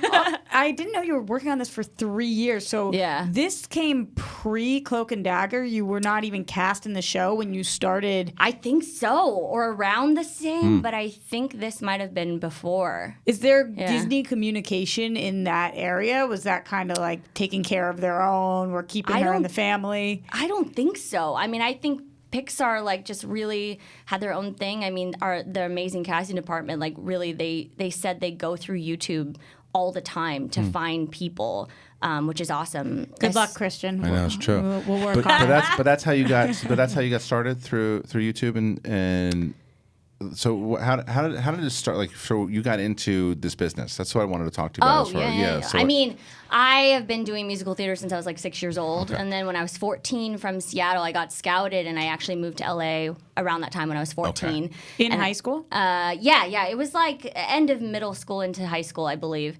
14, I guess that would be, I don't know what grade that is. Is that as stressful as a kid? You're picking up, you're young, you're in high school, where you're debating coming, or you just wanted to get here? I mean, honestly, it was just this manager that had this summer program for kids, and I was only supposed to go for like a month. Oh, wow. And then I just ended up leaving, and I never went back home. Wow. So I don't know. It was crazy. I was living in this house of all these other kid actors from around the world, and it was not very, with your family? Not with my family. None of the kids were their family. We'd have like 5 or 6 kids to a room, and I mean, we were just really kind of like schlepping it. Like, you kind of grow up fast though that way though too, don't you? Like, oh yeah. I mean, first day I got there, I was like, oh, I guess this is like life now, as this is adult life. I mean, I think it was very unconventional, and I don't know if they still do stuff like that anymore, if they should do stuff like that anymore, but it got me out of my small town and here. So and your family didn't mind? They said you could go? Did you have to clear that with anybody? How does that work? Yeah, I mean, I think my parents are so awesome. They truly supported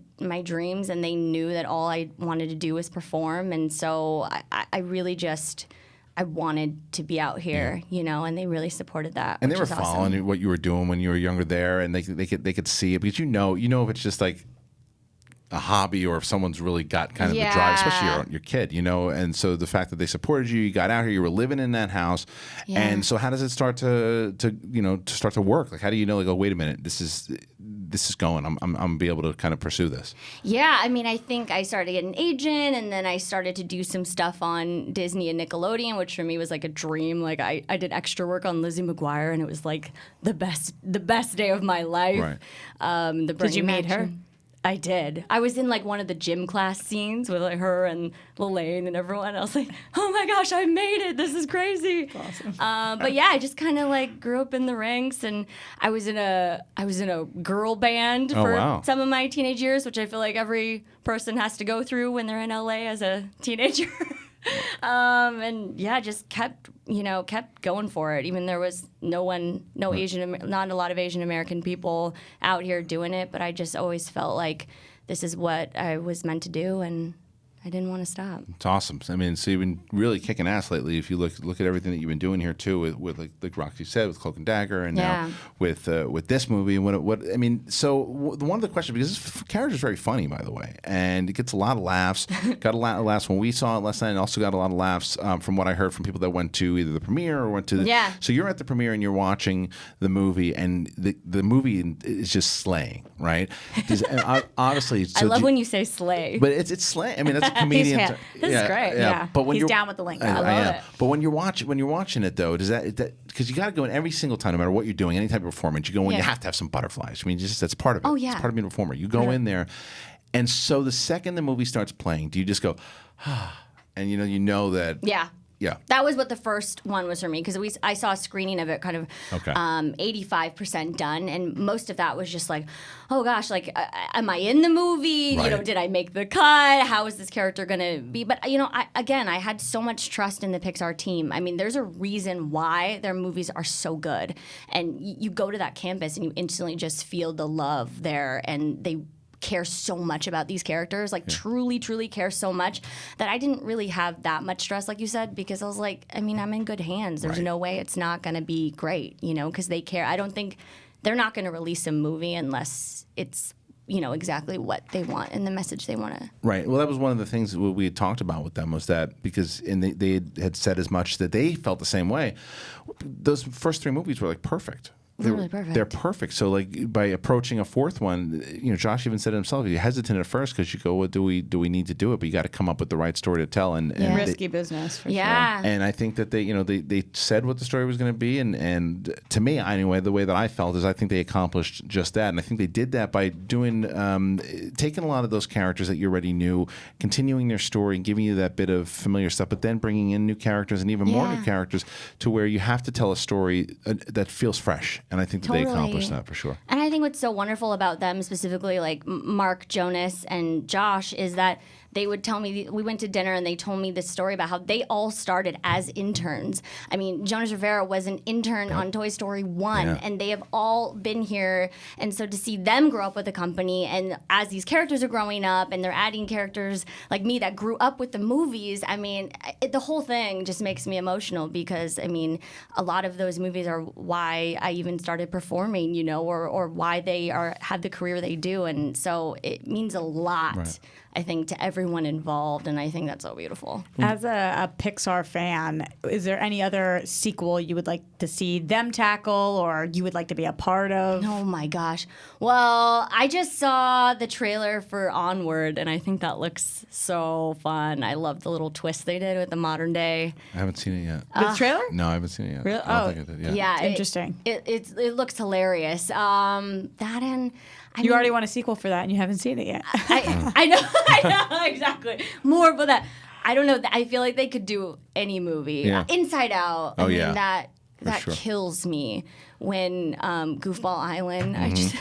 It's the truth, man. Like, where's my Goofball I feel Island? you. That's just the one I think they could do a sequel to pretty easily, though, because you just kind of plug and play. You could put anybody. Totally. But you know the funny thing about that, that's what I like about them, is that to them, they don't want to because just do it because they can. Just right. do it. They want to hit the right take on it, you know. Yeah, and I yeah. think that's why they have so many hits. But I want to switch gears a little bit too, because as far as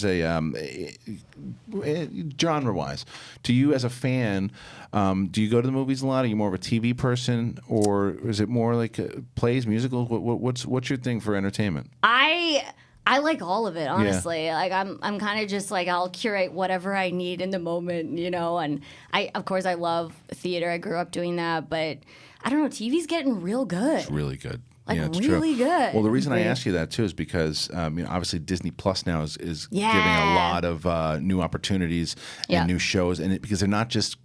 Obviously, they're creating new original shows, but they're taking IPs, whether it's Marvel or Star Wars or all these things, and live action too. They're doing Lady and the Tramp. So have you kind of been looking around anything to see what's going on the Disney Plus side of things? Oh, for sure. I'm like so excited for the Marvel, spin-offs. Yeah. I think it's brilliant how they did Endgame, and now everyone gets their own little backstory show, which it's like a choose your own adventure. Right. Like, which one do you want to follow? I'm like, all of them.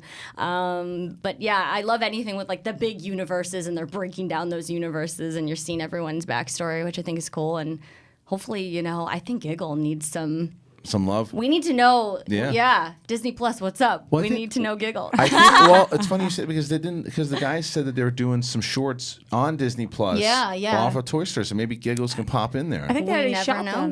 guys. Wow. We don't know. You don't know, so okay, look at this. I feel like between working from Marvel, Pixar, Disney, all of it, it's like I have so many NDAs. Of what you can't say. Because everyone's like, how did you not tell anyone for 3 years? I'm like, bro, like when you sign those official, and especially Marvel IT, half of my life is talking to Marvel IT and trying to figure out how to get access to scripts because it's so encrypted. Really? Like it'll just lead you to a page that has like the Hulk like this, and you're like, yeah, there's no way I'm cracking this. Yeah. I can't even get the script. Like, how can I?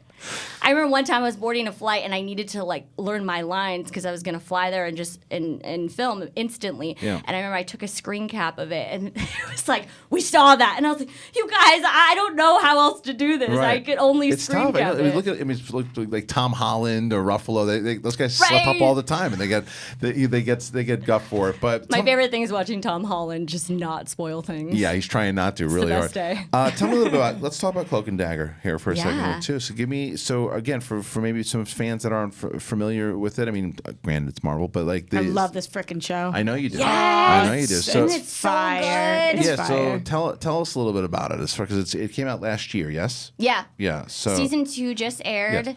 Yes. It's just such an awesome show. I think it's so cool. It's the first entry you're getting to see like more teenage characters and how flawed they are, and the backstory of Ty and Tandy and them working together as a duo. It's so beautiful, and our creator Joe Pikoski is so wonderful. Again, another human being that just like truly cares about everyone involved in the show and breaking down societal issues in a way that's not kind of overdone or too in your face. He's a master at what he does, and it truly is because he's a great leader. Like he makes sure to ask us all the time, like, how would you feel about this? Or how, with your community, how would this work? And he's just so awesome. And getting to play Mina Hess is another just great honor of my life. It's awesome. You speak about those societal issues, and this season really tackled some incredibly dark things going on. What is it like on set when you guys are filming? Are you guys able to have fun and continue to keep that levity, or is it really challenging? Because again, especially this season, it was hard to watch in a very poignant way. Yeah, I think just starting from the top, I mean, Pekaski creates such a feeling of everybody's voice is heard, everybody's voice matters. So you feel just respect amongst everyone. So we have a ton of fun. I mean, honestly, like Liv and Aubrey and Emma, we're just like, we have so much fun in New Orleans. But I think because there is so much respect amongst everyone, like we kind of know when it's more of a emotional scene, or especially like Liv and Aubrey have to take on so many, and we covered sex trafficking. And Emma was playing 2 different versions. She's playing Mayhem and Bridget this year. So I mean, and she crushed that. It's like I think we just all have a lot of respect for each other, and we know that the work and the message we're putting across means a lot to a lot of people, and it could change a lot of people's lives. So another question, as a fan of the show, do you ship Ty and Tandy? Do you? Always. Yeah, me too. When they're on screen together, you honestly, I get butterflies. But knowing like Liv and Aubrey in real life, it's so funny because to me, they're more like brother and sister in real life. Really? Yeah, like they're just totally razzing each other all the time. So it's fun to see them like with that chemistry on screen. It really comes across because they're good friends. For those of you who are listening and are watching with us live right now, we are joined by Ally Maki, who plays Giggle McDimples in Toy Story 4. You'd mentioned that while you were shooting Toy Story 4, like it was before you were cast in Cloak and Dagger, but then it kind of carried into that, right? So how does because there's so much, because shooting with TV, it's pretty daunting. You have a lot of the schedule kind of gets wrapped in. So how did it conflict at all? No, I mean, the cool thing about Pixar, it would always make me laugh because they'd be like, oh, we don't want to bother you. I'm like, you guys, literally anytime you can ask. And they're like, we know you're in Fiji and we don't want to interrupt your schedule. I'm like, I will literally lay down my life for you guys. I will drive myself to the Bay Area. Like, I will pay my own gas and meals. But that's the great thing is they were so accommodating. So I'd come in like every, 6 months or every few months and come in and see what they're working on. And, it's such a cool process. I remember the first time I walked in, they had a little animatic of her. And moving around, and that was the first thing I saw. And they had put in lines from Wrecked on the little thingy. So it was like a talking Jess. It was so weird. When are you allowed to tell people that you were cast as Giggles? I said it on Instagram like a few months ago, and that was like, and everyone was like, "How did you not? I thought you were." And people were actually offended. I think like friends of mine, they're like, "I thought we were close." And we like, got to keep it in with the NDA, you didn't even tell us. Yeah, but the reason I asked that is because once people did find out, especially like when you're on set and you're people like then like just tell me more. It's Toy Story. Yeah, I know. And you're like, I don't even know what to tell you because it's been 3 years. Right. But I really liked the experience because it was kind of like, I felt like I had this imaginary friend that was just for me, and I could really enjoy the process. And then one day I looked up and she was on every billboard and every bus corner. And that to me in that moment, I was like, my imaginary friend that I've been keeping a secret for 3 years has like come to life. Yeah. And now she's like everywhere. It was kind of a crazy experience. Have they sent you the toy yet of yourself?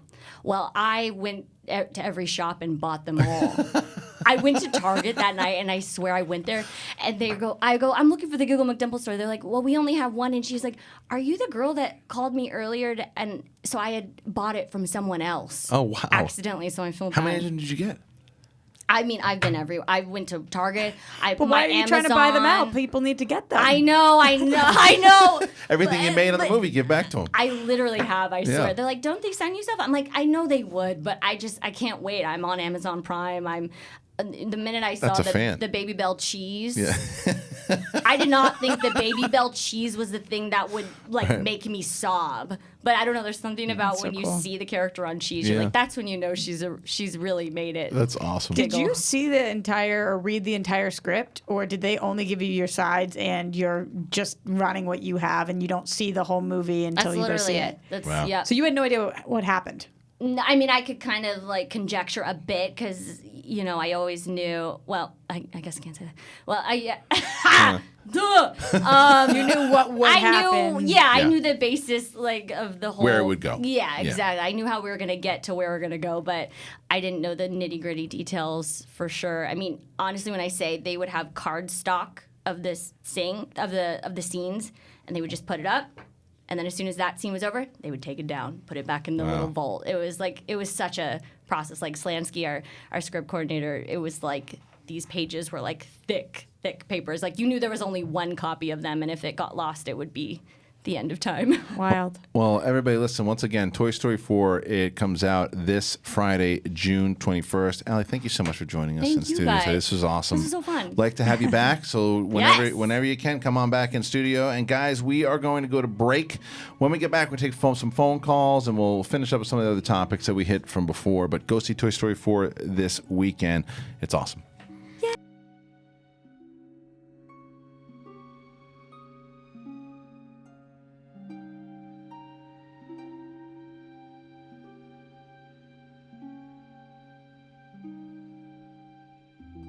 Hey guys, Reilly here, and let me tell you about Rule of Two. You looking for a Star Wars fix? Well, Rule of Two is that show. It drops on Collider Video's main YouTube channel, as well as on Podcast One's Jedi Council feed. So go over there, subscribe, share it with your friends. It's hosted by myself and Mark Fernandez. We talk everything in the Star Wars universe with a lot of deep dives and a lot of conversations that go all in. You know what to do. Subscribe, join us there, and rise. Hey everyone, John Rocha here, the host of Collider Mailbag. A new episode drops every Saturday and Sunday in your face and in your ears, answering the questions from you fans about the world of entertainment, film, and television. Me and great guests from our sphere do the best to answer your questions from Twitter, from Instagram, and of course, email as well, every Saturday and Sunday. Hi, I'm Coy Jandro, host of Collider Heroes, and I'm here to tell you we've got 20-minute episodes coming at you on Collider Video, on the YouTube, as you've always loved it. Plus, now we've got hour-long podcasts dropping every Thursday, so make sure to subscribe to the podcast because it's going to get even more sweaty on the podcast. Plus, every week, we're going to try to get some very special guest interviews, all of the people that help shape these movies and TV shows you love. So, video, podcast, interviews, all coming at you. Be sure to subscribe. Thanks so much, guys. Stay sweaty. Hey guys, Perry Nemiroff here to let you know that The Witching Hour is all over Collider right now. You can listen to that horror-filled podcast with myself, with Haley Fouch. We talk about witchiness, we talk about slashers, we talk about space horror, you name it, all on that show on the Collider Factory feed. We also have clips on the Collider Podcast YouTube channel, and on top of that, you can find an article all about Witching Hour every single Tuesday on Collider.com. Check it out, get scared. Hopefully you survive the Witching Hour.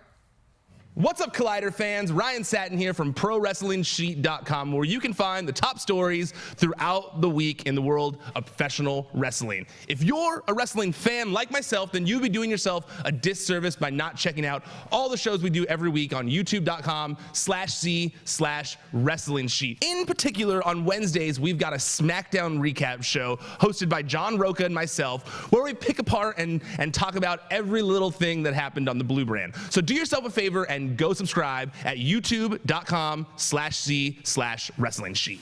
Hey guys, Perry here to let you know about the new edition of Collider Movie Talk. We are going to 5 days a week. We have a short, sweet 20-minute show where we focus on the two biggest stories of the day. You can expect to see all of your favorite Collider personalities on the show, including Jeff Snyder, John Rocha, Haley Fouch. You're getting Josh McCouga every Friday. We're going to have a blast. It's going to be informative, fun. Come join us. 3 p.m. PT live every single day of the week, right here on the Collider Video YouTube channel. You can also find the show on the Collider Movie Talk feed on our podcast network, so go watch, go listen, however you prefer to get all of your movie news. Hey everyone, John Rocha here, the host of Collider Sports Time. Well, you know, if you've been watching us every week, you know we break down the latest and the greatest in the world of sports, talk about the big issues, the big games, all of it with a rotating band of guests like Matt Nose and Josh McCouga. We've had Taylor Bashadi on. We've had so many great guests. Now, if you want to see more of Sports Time or you want to try it out for the first time, remember to subscribe to Collider Sports YouTube channel. And if you want to take us along with you in your ears, you can go and subscribe to the Collider Sports podcast feed for all the sports goodness. Hey guys, it's Reilly here. Let me tell you about the Reilly Roundtable. You know it, right? It drops every Thursday on Collider Conversations, and I have guests from all across the space. John Rocha, Gray Drake, Alexander Desplat came on at one point. We talk everything from movies, we talk about life, and everything in between. What do you want to hear? What do you want to talk about? It's the Reilly Roundtable every Thursday on Collider Conversations. You get it there. Hello, how are you guys doing? I'm Kristian Harloff. I'm the host of Collider Jedi Council. We talk about everything Star Wars, and if you want to catch our weekly show where we talk about the latest and greatest in Star Wars, it's movie news, it's canon, it's all of it. We take questions from you guys. How do you do it? Main channel, that's right here. Subscribe to this channel, and you can listen, you can watch, you can do all of it, but if you want to just listen to it, you got the podcast feed too. Stitcher, Spotify, Apple Podcasts, whatever it is, you can listen to it in your car. Do all of it. It's Star Wars. Episode 9's coming out, and then after Episode 9, you got TV shows, so we're going to be your sports center for Star Wars. Do it. Come on. Be real.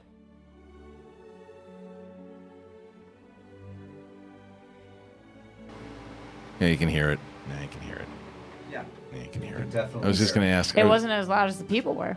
No, it's true, but it was funny because I was going to ask Cody if you could hear it. I didn't have to ask Cody that. No. Yeah. You can see it too. Yeah, you can see it too. Yeah. No. It was in the whole shot for. Whatever, it's fine. She was cool. Really cool. Yeah, she was cool. I want her outfit. What did she say to you right as we wrapped up the show, Rox? It's a real sweatbox in here. What you want to hear from Really? every guest? I don't know. I mean, it's like, yeah, it's not good. It's not good. How's the air conditioner in there for you guys? It was nice. It's about the same. Is it? No, because they got the door. Yeah, the they door can have open. the door Yeah. open. You lying to me, Cody? I mean, whatever. You're lying. It's fine. You were in the movie, Cody, or no? You lying? I'm a liar. Yeah, Cody, how you doing? I'm doing okay. I don't feel like I talked to you enough. Yeah. When's the due date? August 17th. Wow. You getting nervous? Just a little bit. A little bit. A little bit. I understand, but everything's good though. Yeah, everything's been going great. It's exciting. So who's more? I mean, I know the answer to this question, but who's more the planner about what you guys are gonna do and? Yeah, that's her. Yeah. Did you have the baby shower yet? No, it's in July. Okay. Awesome. You don't have to tell us, obviously, but you got a name? Yeah. Awesome. Well, What is it? Well, stop that. We'll find that. We'll find What do that you out. stop in that. August. It's okay to ask, right? Or that's rude. No, you don't know. It's rude to ask. He's No, you going don't off tell- of what he just said. He said, "Don't you don't have to say tell it, us." So Reilly wanted to know. Yeah, Right. you don't tell Yeah, anybody. but that's not rude. Did you tell anybody? Your parents know? Yeah, everyone knows. Oh, everyone knows. So I know. So we can know. I know what the name is. So we're allowed to know, or you don't want to tell it in the air? No, we can say. What is it? My name is John Paul. Well done, you sneaky son of Cody, a bitch. you're the He's best. so good. John Paul Jones. If you name your kid, I actually know what it's a Cody's girl. name's going to be. Cody's kid's name's going to be. Oh, do you really? Well, don't say it. He told me. No. Okay. Well, good. Don't tell. Now I'm wondering if it was rude of me to ask. Was it rude, Cody? No. Okay. There's some. What was the news you were telling? There's two things. One thing we didn't talk about up top is this Bella Thorne thing, right? With Whoopi Goldberg. What happened? I mean, Roxy, me to explain? cut me off if I do Yeah, it go wrong. ahead, But go I think that she had taken some pictures with whoever it was for someone she was with, or some nude pictures, whatever it might have been, and someone like was going to frame her and say, look, I hacked into your phone and I have these pictures, and to get ahead of that, she said, you know what, I'm proud of my body, I'm proud of everything that I've done, I'm just going to release it myself, and she just released it herself, so the guy doesn't get any payment for it, and she just kind of went and did a thing and said, look, I'm proud of it. I'm proud of what I've done, and these were mine. And instead of someone holding me hostage, I'm just going to release them to the world. And so the View were talking, and I think that there was who was funny? Joy Behar, is that her name? Yeah. She had said something very funny to her. She's like, if I had a body like You don't hers, know who Joy Behar is? I do. I just sometimes I forget your name a lot of times. I forget Riley's name too. Roxy Striar. RJ. I said, you know how many times I've called you Rocky? Yeah. Called you Rocky a few times. And I take it as a compliment every time. As you should. But anyway, Joy was very funny to where she said, if I had a body like that, I'd do it in the supermarket or whatever she said. It was funny. But so then this Whoopi Goldberg. This is the quote. From I Whoopi can read Goldberg. the exact Yeah. quote, so we're not paraphrasing. Yes. She said, once you take that picture, it goes into the cloud and it's available to any hacker who wants them. And if you don't know that in 2019 that this is an issue, I'm sorry. Your age does not. You don't get to do that. And Bella responded to that. So basically, Whoopi was saying, you did this to yourself. Right. Bella responded saying, shame on you. I don't really want to go on The View anymore because I don't really want to be beaten down by a bunch of older women for my body and my sexuality, which is she was incredibly upset that Whoopi specifically took that stance. Mhm. Yeah, I got to be honest. I'm on Bella's side on this one. I think that look, the fact that we do live in a much different age from when Whoopi was coming up. You know, is that like if she wants to do this and she's with someone and she's a human being, it's not right for us to say, well, you're a celebrity, so you should know the rules. It's like, no, because there are people out there who do rotten things. You're giving in to the terrorists, is what you're doing. She should be able to do whatever the hell she wants. She's not giving these photos up. And if she got hacked, and if she got ahead of it and said, you know what, and the message was strong, which is that I'm proud of my body, I'm proud of what I'm doing, and I'm releasing this. I think that I got to be honest. When I'm with her, I'm a big fan of Whoopi Goldberg, but I got to agree with Bella here, and I say shame on Whoopi for this one. I have thoughts too, but just a couple other quotes. Whoopi Goldberg says, "If you're famous, I don't care how old you are. You don't take nude pictures of yourself." And then Sunny Hostin, who is another co-host on The View, said, "It just saddens me that these kids have to go through this. For someone to extort her and threaten her with posting these pictures, it's terrible." Right. Which I completely agree with. That for sure. That's the problem. This was like, for me, and again, I'm going to get crapped on for this, but this is like when a girl wears a skirt that's very short and then something bad happens and they say, well, you asked for this. Which is an absurd thing to say. But usually that comes from a place of ignorance, hatred, whatever it is. For Whoopi Goldberg to say this about another famous woman is, to me, was so disgusting. That's what she took from this. Well, you shouldn't have done that. You shouldn't be taking pictures of your own body, you moron. Right. It's like this is what do you expect? And I get that it is a different time, and nudies are very popular in our culture today. People send them to their girlfriends, boyfriends. Take them for themselves, whatever it is. She's like essentially like defending the guy who did it. She's like, look, you're famous. He's got the right to do it. It's like, what? What? That's what it seemed like. It's an insane thing. I would be shocked if Whoopi doesn't come out and apologize, because I don't think she meant it that way, but it definitely came across that way. Yeah. And if I was Bella, I would not go back on the show either. Yeah, I think more or less, or at least when she was on it, I think more or less it was something to where she was being like a mom, to where it was like, hey, don't do that type of stuff, and these actions maybe they're not. But then why the famous part? I know. Because then just say, young ladies out there, just so you guys know, this is a possibility. Yeah. So if you don't want it to get out there, I know it's not fair to you guys. You should be able to do what you want on your own in your own private space. But the way it came out, you're famous, so I guess what you're famous. You should know this better. is part of it. So it was it didn't come off very well. But no. Reilly, what do you think? I love that she did this, and I just read her Bella. I just read her what she wrote to the hacker, because this guy was sending her all the pics and threatening her and harassing her, and she said, "It feels so good to take my power back." I'm going to paraphrase, and she said, "Oh yeah," and I love this end part. "Oh yeah, the FBI will be at your house shortly, so watch. Period. Your period. Mother. Period. Fucking period. Back." Yeah, I love her for this. Yeah. She doesn't. It's like, no. She went. Fuck you. You're not going to get money from it. I'm going to release it myself. And guess what? Now you're going to jail. It's Good amazing. Good for her. I've spoken many times about the fact that I don't really understand Bella Thorne's fame. And where exactly it came from. She became just like such a mega star. Her generation, for sure. Yeah. Without having, like, to me, it wasn't like Miley or Selena or these people who would have. I sound old when I say it, but I never understood her fame necessarily. But that is not.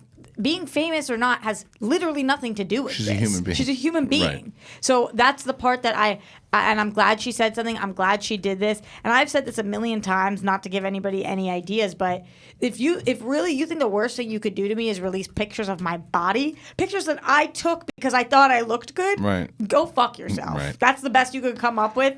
Yeah. How not innovative and stupid do you have to be? And desperate for money. Yeah. You wanna use somebody else's body against them? We all have one. It's a body. Right.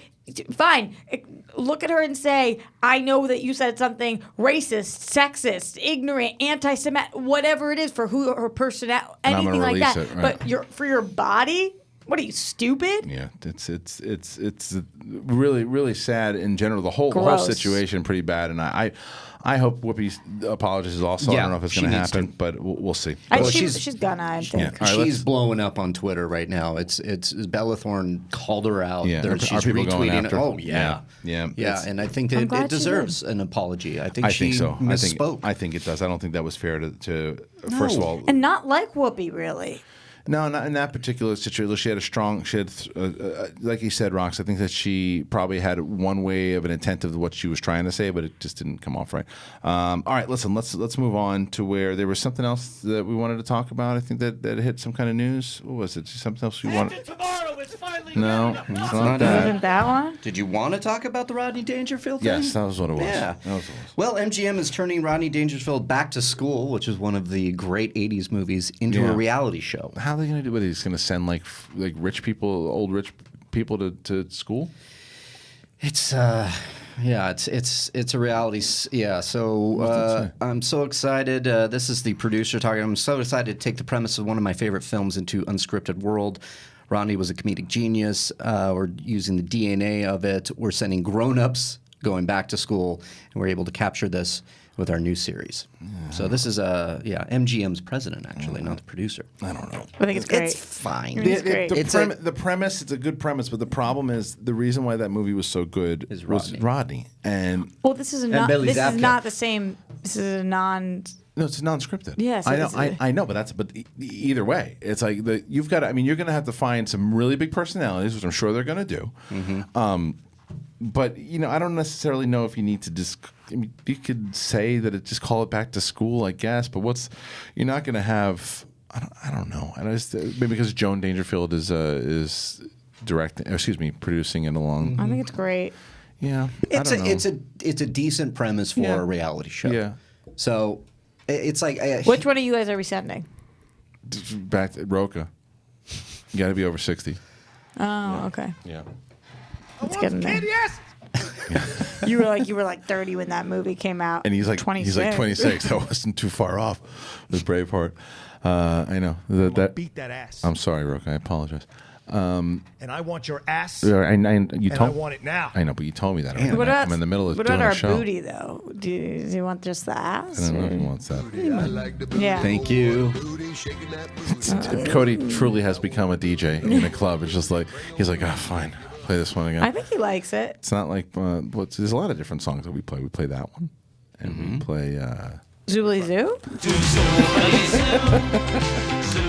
A lot of questions in Facebook today. What are you guys talking about? What's great is that Smets listens to the show every day, and he goes, sons of bitches, I had Zoobly Zoo in my head all weekend. Good. Yeah, so good. He's with me. It's over. I do like the booty song better though. Thank God. I will be honest. I don't mind Zoobly Zoo, but I was so waiting for that. There was but nothing. I do like the booty song better. Cody had it. Cody's timing's impeccable. Mm-hmm. Yeah, he's the best. He's so good. Anyway, so this show is gonna. I don't know when it comes out, but fingers crossed. It's in development. Yeah, fingers crossed. We'll see how it goes. There are Facebook questions. What's this? Disney Pixar reveals 2020 movie title and that Pete broke. Docter to direct. Okay. Yeah. So Soul. What's it about? Let's zoom in there. Surprising Got it that right they don't now. have 1 year us. from today, Pixar Animation Studios will take you on a journey from the streets of New York City to the cosmic realms to discover the answer to life's most important questions. Okay. Arrives June 19th, 2020, which is interesting. We're getting Onward is the other one they were talking about, right? March of 2020. Right. So we're getting some Pixar stuff back to back. Kristian, they no find idea this was coming out like this. No idea. Great. all their people they find on YouTube. We got to pull some stunt. What do we do? I don't know. We could be bickering co-hosts Well, yeah, we can do that. that have soul. That's cool. Well, hopefully Josh Cooley's next movie. You want in on this, Mark? Sure. Okay. Yeah. Can I come? Yeah. Yeah. That's what we got to do. We got to keep interviewing the directors. Yeah, Hopefully true. Josh Cooley liked the experience. And Either maybe that or- next time when he comes in, I'll just do like a British accent. I'll just start trying out. I don't even know if I'd want to do it. Oh, I'm shush. serious. If you could do it or you could let me do it, what would you pick? You. Knowing it's my dream? Yeah. You would? I would do that. Yeah, for sure. Really? Yeah. What is a big role? No, I mean, look, if it depends, because you got to feed the family. You know what I mean? So, depends. You're talking about if money is not on the table. If the money's not on the table and it's just like, then I give it to you. Okay. All right, let's take some Facebook questions. We're in the Facebook group. There's What a do we lot. Quinn asks, what will be a better movie or more anticipated, Joker or Once Upon a Time in Hollywood? Oh, that's a good question. What will be better or more anticipated? Yeah. Well, let's start with what's let's more start anticipated? For me, it's Once Upon a Time. It's just I tough, think Joker is the more anticipated film. I think, yeah. It's so for tough. a wider audience. Yeah. Just because I don't know, because Tarantino is such a name. But if I called my sister and said Once Upon a Time in Hollywood, she would have no idea what that was. Correct. So But you say Joker. She would say, "Oh, is that like a Batman thing or something like Yeah, that?" because Joker is doing what a lot of these other movies don't do. And you leave You're with the calling title it of the, call it Joker, the Joker. yeah. It's like, oh, Joker, what is it? It's Batman Joker. Really? Yeah. Because even if you don't know, like, if you just don't That's the have most popular. But even if you have no idea and you hear, oh, there's a movie calling out called Joker. Oh, what's it about? Oh, it's about the Batman Joker. You know right away. It's like, oh, shoot. And Joaquin Phoenix is doing, oh, awesome. All right, I'm going to check that out. And Once Upon a Time in Hollywood, what's that? It's a new Tarantino movie. Oh. But so I would say probably Joker more anticipated. What's going to be the better movie?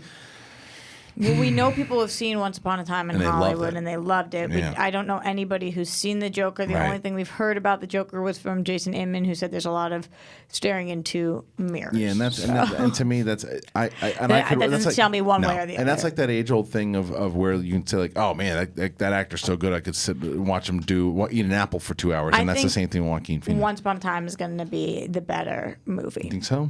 I don't think I'm going to necessarily like it more, but Yeah. I think that it's going to be the better Critically. movie. Just because it's a sure bet. Yeah, I don't know. I mean, not a sure bet, but anybody we know who's seen it loved it. And we don't know about the Joker. Yeah, I don't know, man. I'm really looking forward to that Joker movie. Me too. Man, I'm hoping because and I'll tell you, even though the movie Middle of the road, Kristian Harloff? No way. But even the movie War Dogs, which I liked wasn't, it. I did like it a lot, Me too. and it was because it was really the first kind of different version of Todd Phillips that we had seen. Right, I mean, certainly comedic elements in that film, but it goes more on to sways more on the serious side. Strange, too. Yeah, it's just absolutely.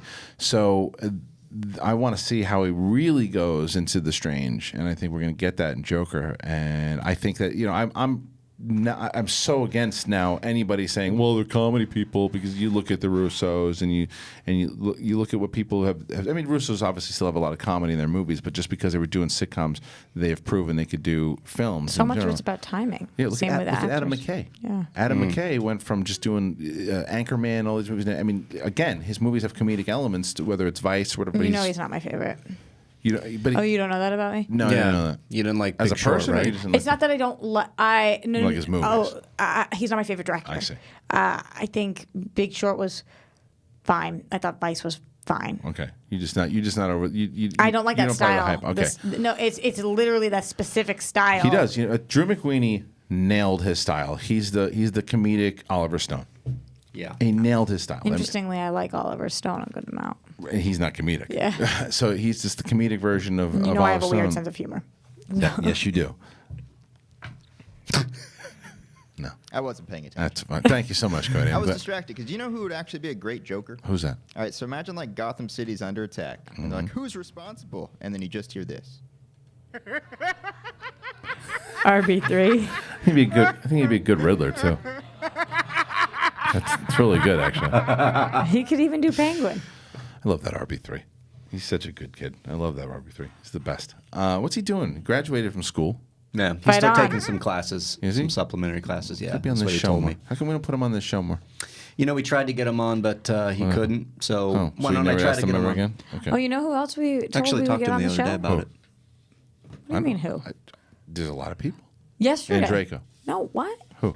Yeah, do you, My name is Do you know how long ago yesterday was to me? Mance. Oh, Mance. That's right. We want Mance on the show too. See? Holy shit! Yeah, I forgot. Holy shit! Good talk. Yeah. So let's put Mance on. You were Let's get so RB3. excited I'm about super it. excited to have Mance on. I want to have Mance on. I think Mance will be. Mance hasn't been on since the old Schmoes days. He hasn't been on Clyde Alive ever. But the old Schmoes days. I kind of blend the two I know you together. do. You know. What phase are we in? Nah, not that. One. Clyde Alive Phase 1. 9? And thank you. Phase 9. Oof. Let's take a phone call. Can we do a phone call, Cody? Not right now, Derek? Not right now. I have another question. What do you got? Jordan asks, will you guys ever do a Star Wars fantasy draft for the new trilogy? I think so. We should, right? Yeah, That'd be fun. we also need to make these other people. How does that work? So, well, first of all, people still need to pay up. I have a follow-up question. When are we getting our steak dinner? I know, it's true. So what we'll do is, because last time we did 2 drafts. Can I come or no? Yeah, of course you can. Really? Yeah, absolutely. What is we should do it. So basically what it's going to be is, as we get closer and we find out what's going on, we should actually probably start it sooner than later, because they're going to announce some actors in it. You do a full draft. And I forget how many rounds. We'll let Makuga and Ellis handle this part of it. But you get a certain amount of actors that you can choose. You get one director, because director. Yeah, you could do composer, and then like either one. What am I picking of? What is the pool of people I'm picking of? Just in general, you go on IMDb and just go So oh, you're guessing who's in it? You're guessing who's in it, who's the director of photography, who's the composer. I thought you meant once people were cast, you fantasy draft and you get points based off of how they perform. You guess beforehand, and once they start getting cast, that's when you get points. Oh, so it's not fantasy at all. It's total fantasy. Total fantasy. Yeah. Listen, this is how it worked out with gonna mine. Be, that'd be like you doing fantasy guessing who's going to end up on which teams. No, but it's but that's not what fantasy is. No, we didn't say it's a draft. It's the same way the it's NFL a draft. But not fantasy draft. Well, you can use. All right, we got a phone call. Hey, you're on Collider Live. Who do we got? Hey, this is Nathan from Houston, Texas. Nathan, what's up, man? How you doing? What's going on? Hey, RJ. Hi, Reilly. Hey, how are you? RJ, nice. What do you got for us today? Hey, so I had a question. So since the Knights of the Old Republic is being written out right now, how would you guys feel if Rey was actually related or a descendant of Bastila Sean or Bastila Sean, or even Revan, descendant of Revan? Well, the first thing is that it's not confirmed. It's not confirmed that it's Knights of the Old Republic, and I don't think by the time that movie comes out that they're gonna have confirmed it. Maybe they have, but I don't think it's gonna tie in. Just because, again, I don't think that Benioff and Weiss have been in talks with JJ at all, and I just think it's going to be completely. That's kind of goes back to what Roxy and I were talking. I think it's safer for them to not attach themselves to any of the characters in the old trilogy, the prequels, or the new trilogy, because it's just something completely separate. But that being said, if it turned out that she was a descendant of somebody from those times, just to kind of tie us in a little bit, to kind of send us back, to have some kind of reference, I wouldn't be opposed to it. I just don't think it's necessarily going to happen. What do you think, Rox? I agree exactly with what you just said, actually, and I think that it's a little too early to fully predict. Reilly? Yeah, I don't know. I mean, I think they would probably not. I think they would stay away from it. I think it's going to be all original characters, and there might be some references to lineages, but I think. Especially with there's still, The Last Jedi stuff, and let's see how Rise of Skywalker does. They're going to go in fresh. This is going to be all new story and new characters, and it's going to have the Star Wars flavor. So fresh and so clean. Thank you. So fresh and so clean. Thanks for the call, my man. I appreciate it. Should we do one call and call it a day? Yeah. We could. All right, we'll do Who's one going to more call? Why don't we draft who's going to call? It's going to be Saul. Hey, you're on Collider Live. Who do we got? Yeah, Kristian wins. Yes! That's crazy. How the hell do you do this, Saul? What is going on with you? Do you know how many people tweeted me that they cannot get through? They can't get through. And haven't for I months? see people. Someone wrote. They said I've been trying to call for hundreds 6 of times. months. He goes, and Saul gets in twice in the same show. Before I get shit for this, because I get shit for this all the time. Yeah. At the moment, Saul was the only one there, so. Yeah. I had to They're take all the call. dialing You the have wrong to take number. it. Listen, I want you to take Saul's call as All much the as possible. time. How many quality phone calls has Saul given us? So Saul's got carte blanche. What do you got for us, Saul? Don't fuck it up. Hey, I got a couple of questions actually. Yeah. The first one is, when are we going to stop this bullshit with the 1 hour Friday show? Listen, man. Look, let me tell you something. You're killing me, Saul. Yeah, look, we were doing 3 shows a week, and then we moved to 5. The 1 hour is for our sanity and yours. Trust me. When hours will good. enough be enough? It's the Saul. truth. It's the truth. And I'll tell you what. All right. Yeah. So if you want to start a bacon sponsor, and then you want to have us do a show for 2 hours, and you're gonna pay us in bacon, then we'll talk. I love bacon. Yeah. All right. What do you got next? All right. Okay, so I do not. I've never had a social media account in my life, like any of them. God bless you. You probably sleep well at night. Yeah. And I was just curious, like, because Roxy in particular, but also, recently I almost signed up for a couple of them to sort some people out. I'm not going to get into it, but what are you guys getting out of it? Like, deep, like, are you getting anything other than promotion? Is there anything else you're getting out of it? That's promotion and news, I think. News. Yeah. I feel very connected and up to date with things going on, and that's important in the industry that we're in. You know what I did that I think that has made my life a little easier? Silence notifications. Yeah. Yeah. I turned off notifications. I think that way I'm able to. I did promote. it too. Makuga got pissed at me, but No, I turn off the notifications, and so what I do now is I just read the news, and I'll promote links, and I also think that it's try to stay out of debates and stuff on Twitter. I look when I want, and the people that I work with closely, like I'll check in on you guys every week or so, just see what you guys have been up to. Not that I don't see you in person, but it's how I stay relevant with the news stories, and sometimes you find things you didn't even know about that are important. Right. And promotion, and sometimes it's fun.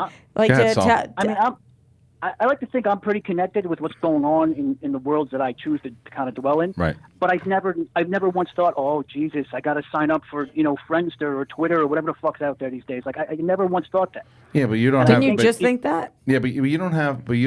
No. You just said you just thought about signing up. Well, no, I said not seriously.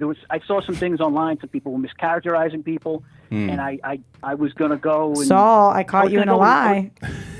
It's not a lie. It was a Saul, mistake. Knowing He said a the mistake. difference between a mistake and a lie, that's a mark of wisdom. So what do you think about if somebody says they're not in a movie You already and they answered this are, question. then could it be a mistake? No, they know if they're in a movie or not. All right? I'm not going to be lied to like I'm some half-ass Star Trek. I'm almost fan, all right? convinced he's Paltrow Dagnino. doesn't know that she's in a Are you movie. almost convinced this is Dagnino doing like a voice? Because he's never been on the same show with Dagnino. You ever notice that? Yeah, that's true. That's not true. That's not true. I did. I called up once. That's a lie. That's not a lie. I called up once that was in studio, and I literally tripped over Duke, my dog, and I dropped my phone and I hung it up. Duke the dog has become just as much of a character as Saul has. All right, Saul, thank you, my brother. It's always a pleasure talking to you. We'll talk to you tomorrow, probably. Can I ask a question? Yeah. Did you hang up Can I on ask him? Reilly a question Oh, yeah, real quick? go ahead. Yeah. Oh, yeah. Go for it. Hey, Reilly, could I write you, and this is going to sound, I hope this doesn't sound too weird, but you gave out an email address last week. Could I write you an email about something you guys talk about I have no way of contacting you otherwise. For when and where? He's talking about the Schmoes contact email. Go ahead and just send it. Yeah, send it. Send it to that email address. All right. Full send. That's fine. Okay. Just do it, and I'll get it to him. All right. All right, guys. Thank you so much for joining us today. That's the show. I want to thank our guest, Ally Maki, for joining us. Toy Story 4 does come out this weekend. Thank you to Roxy Striar, Mark Reilly, Cody Hall, and, of course, Hey Alex. And John Rocha for stopping in for that quick second. And we want to make sure that you guys know the collision. It's going down on Saturday. 4 huge matches live stream. Get your tickets at schmoedownlive.com. And July 20th, Rachel Cushing is battling either Smets or Kalinowski for the Intergeekdom Championship. Some big things happen at that event. So get your tickets today, theschmoedownlive.com. We'll see you tomorrow.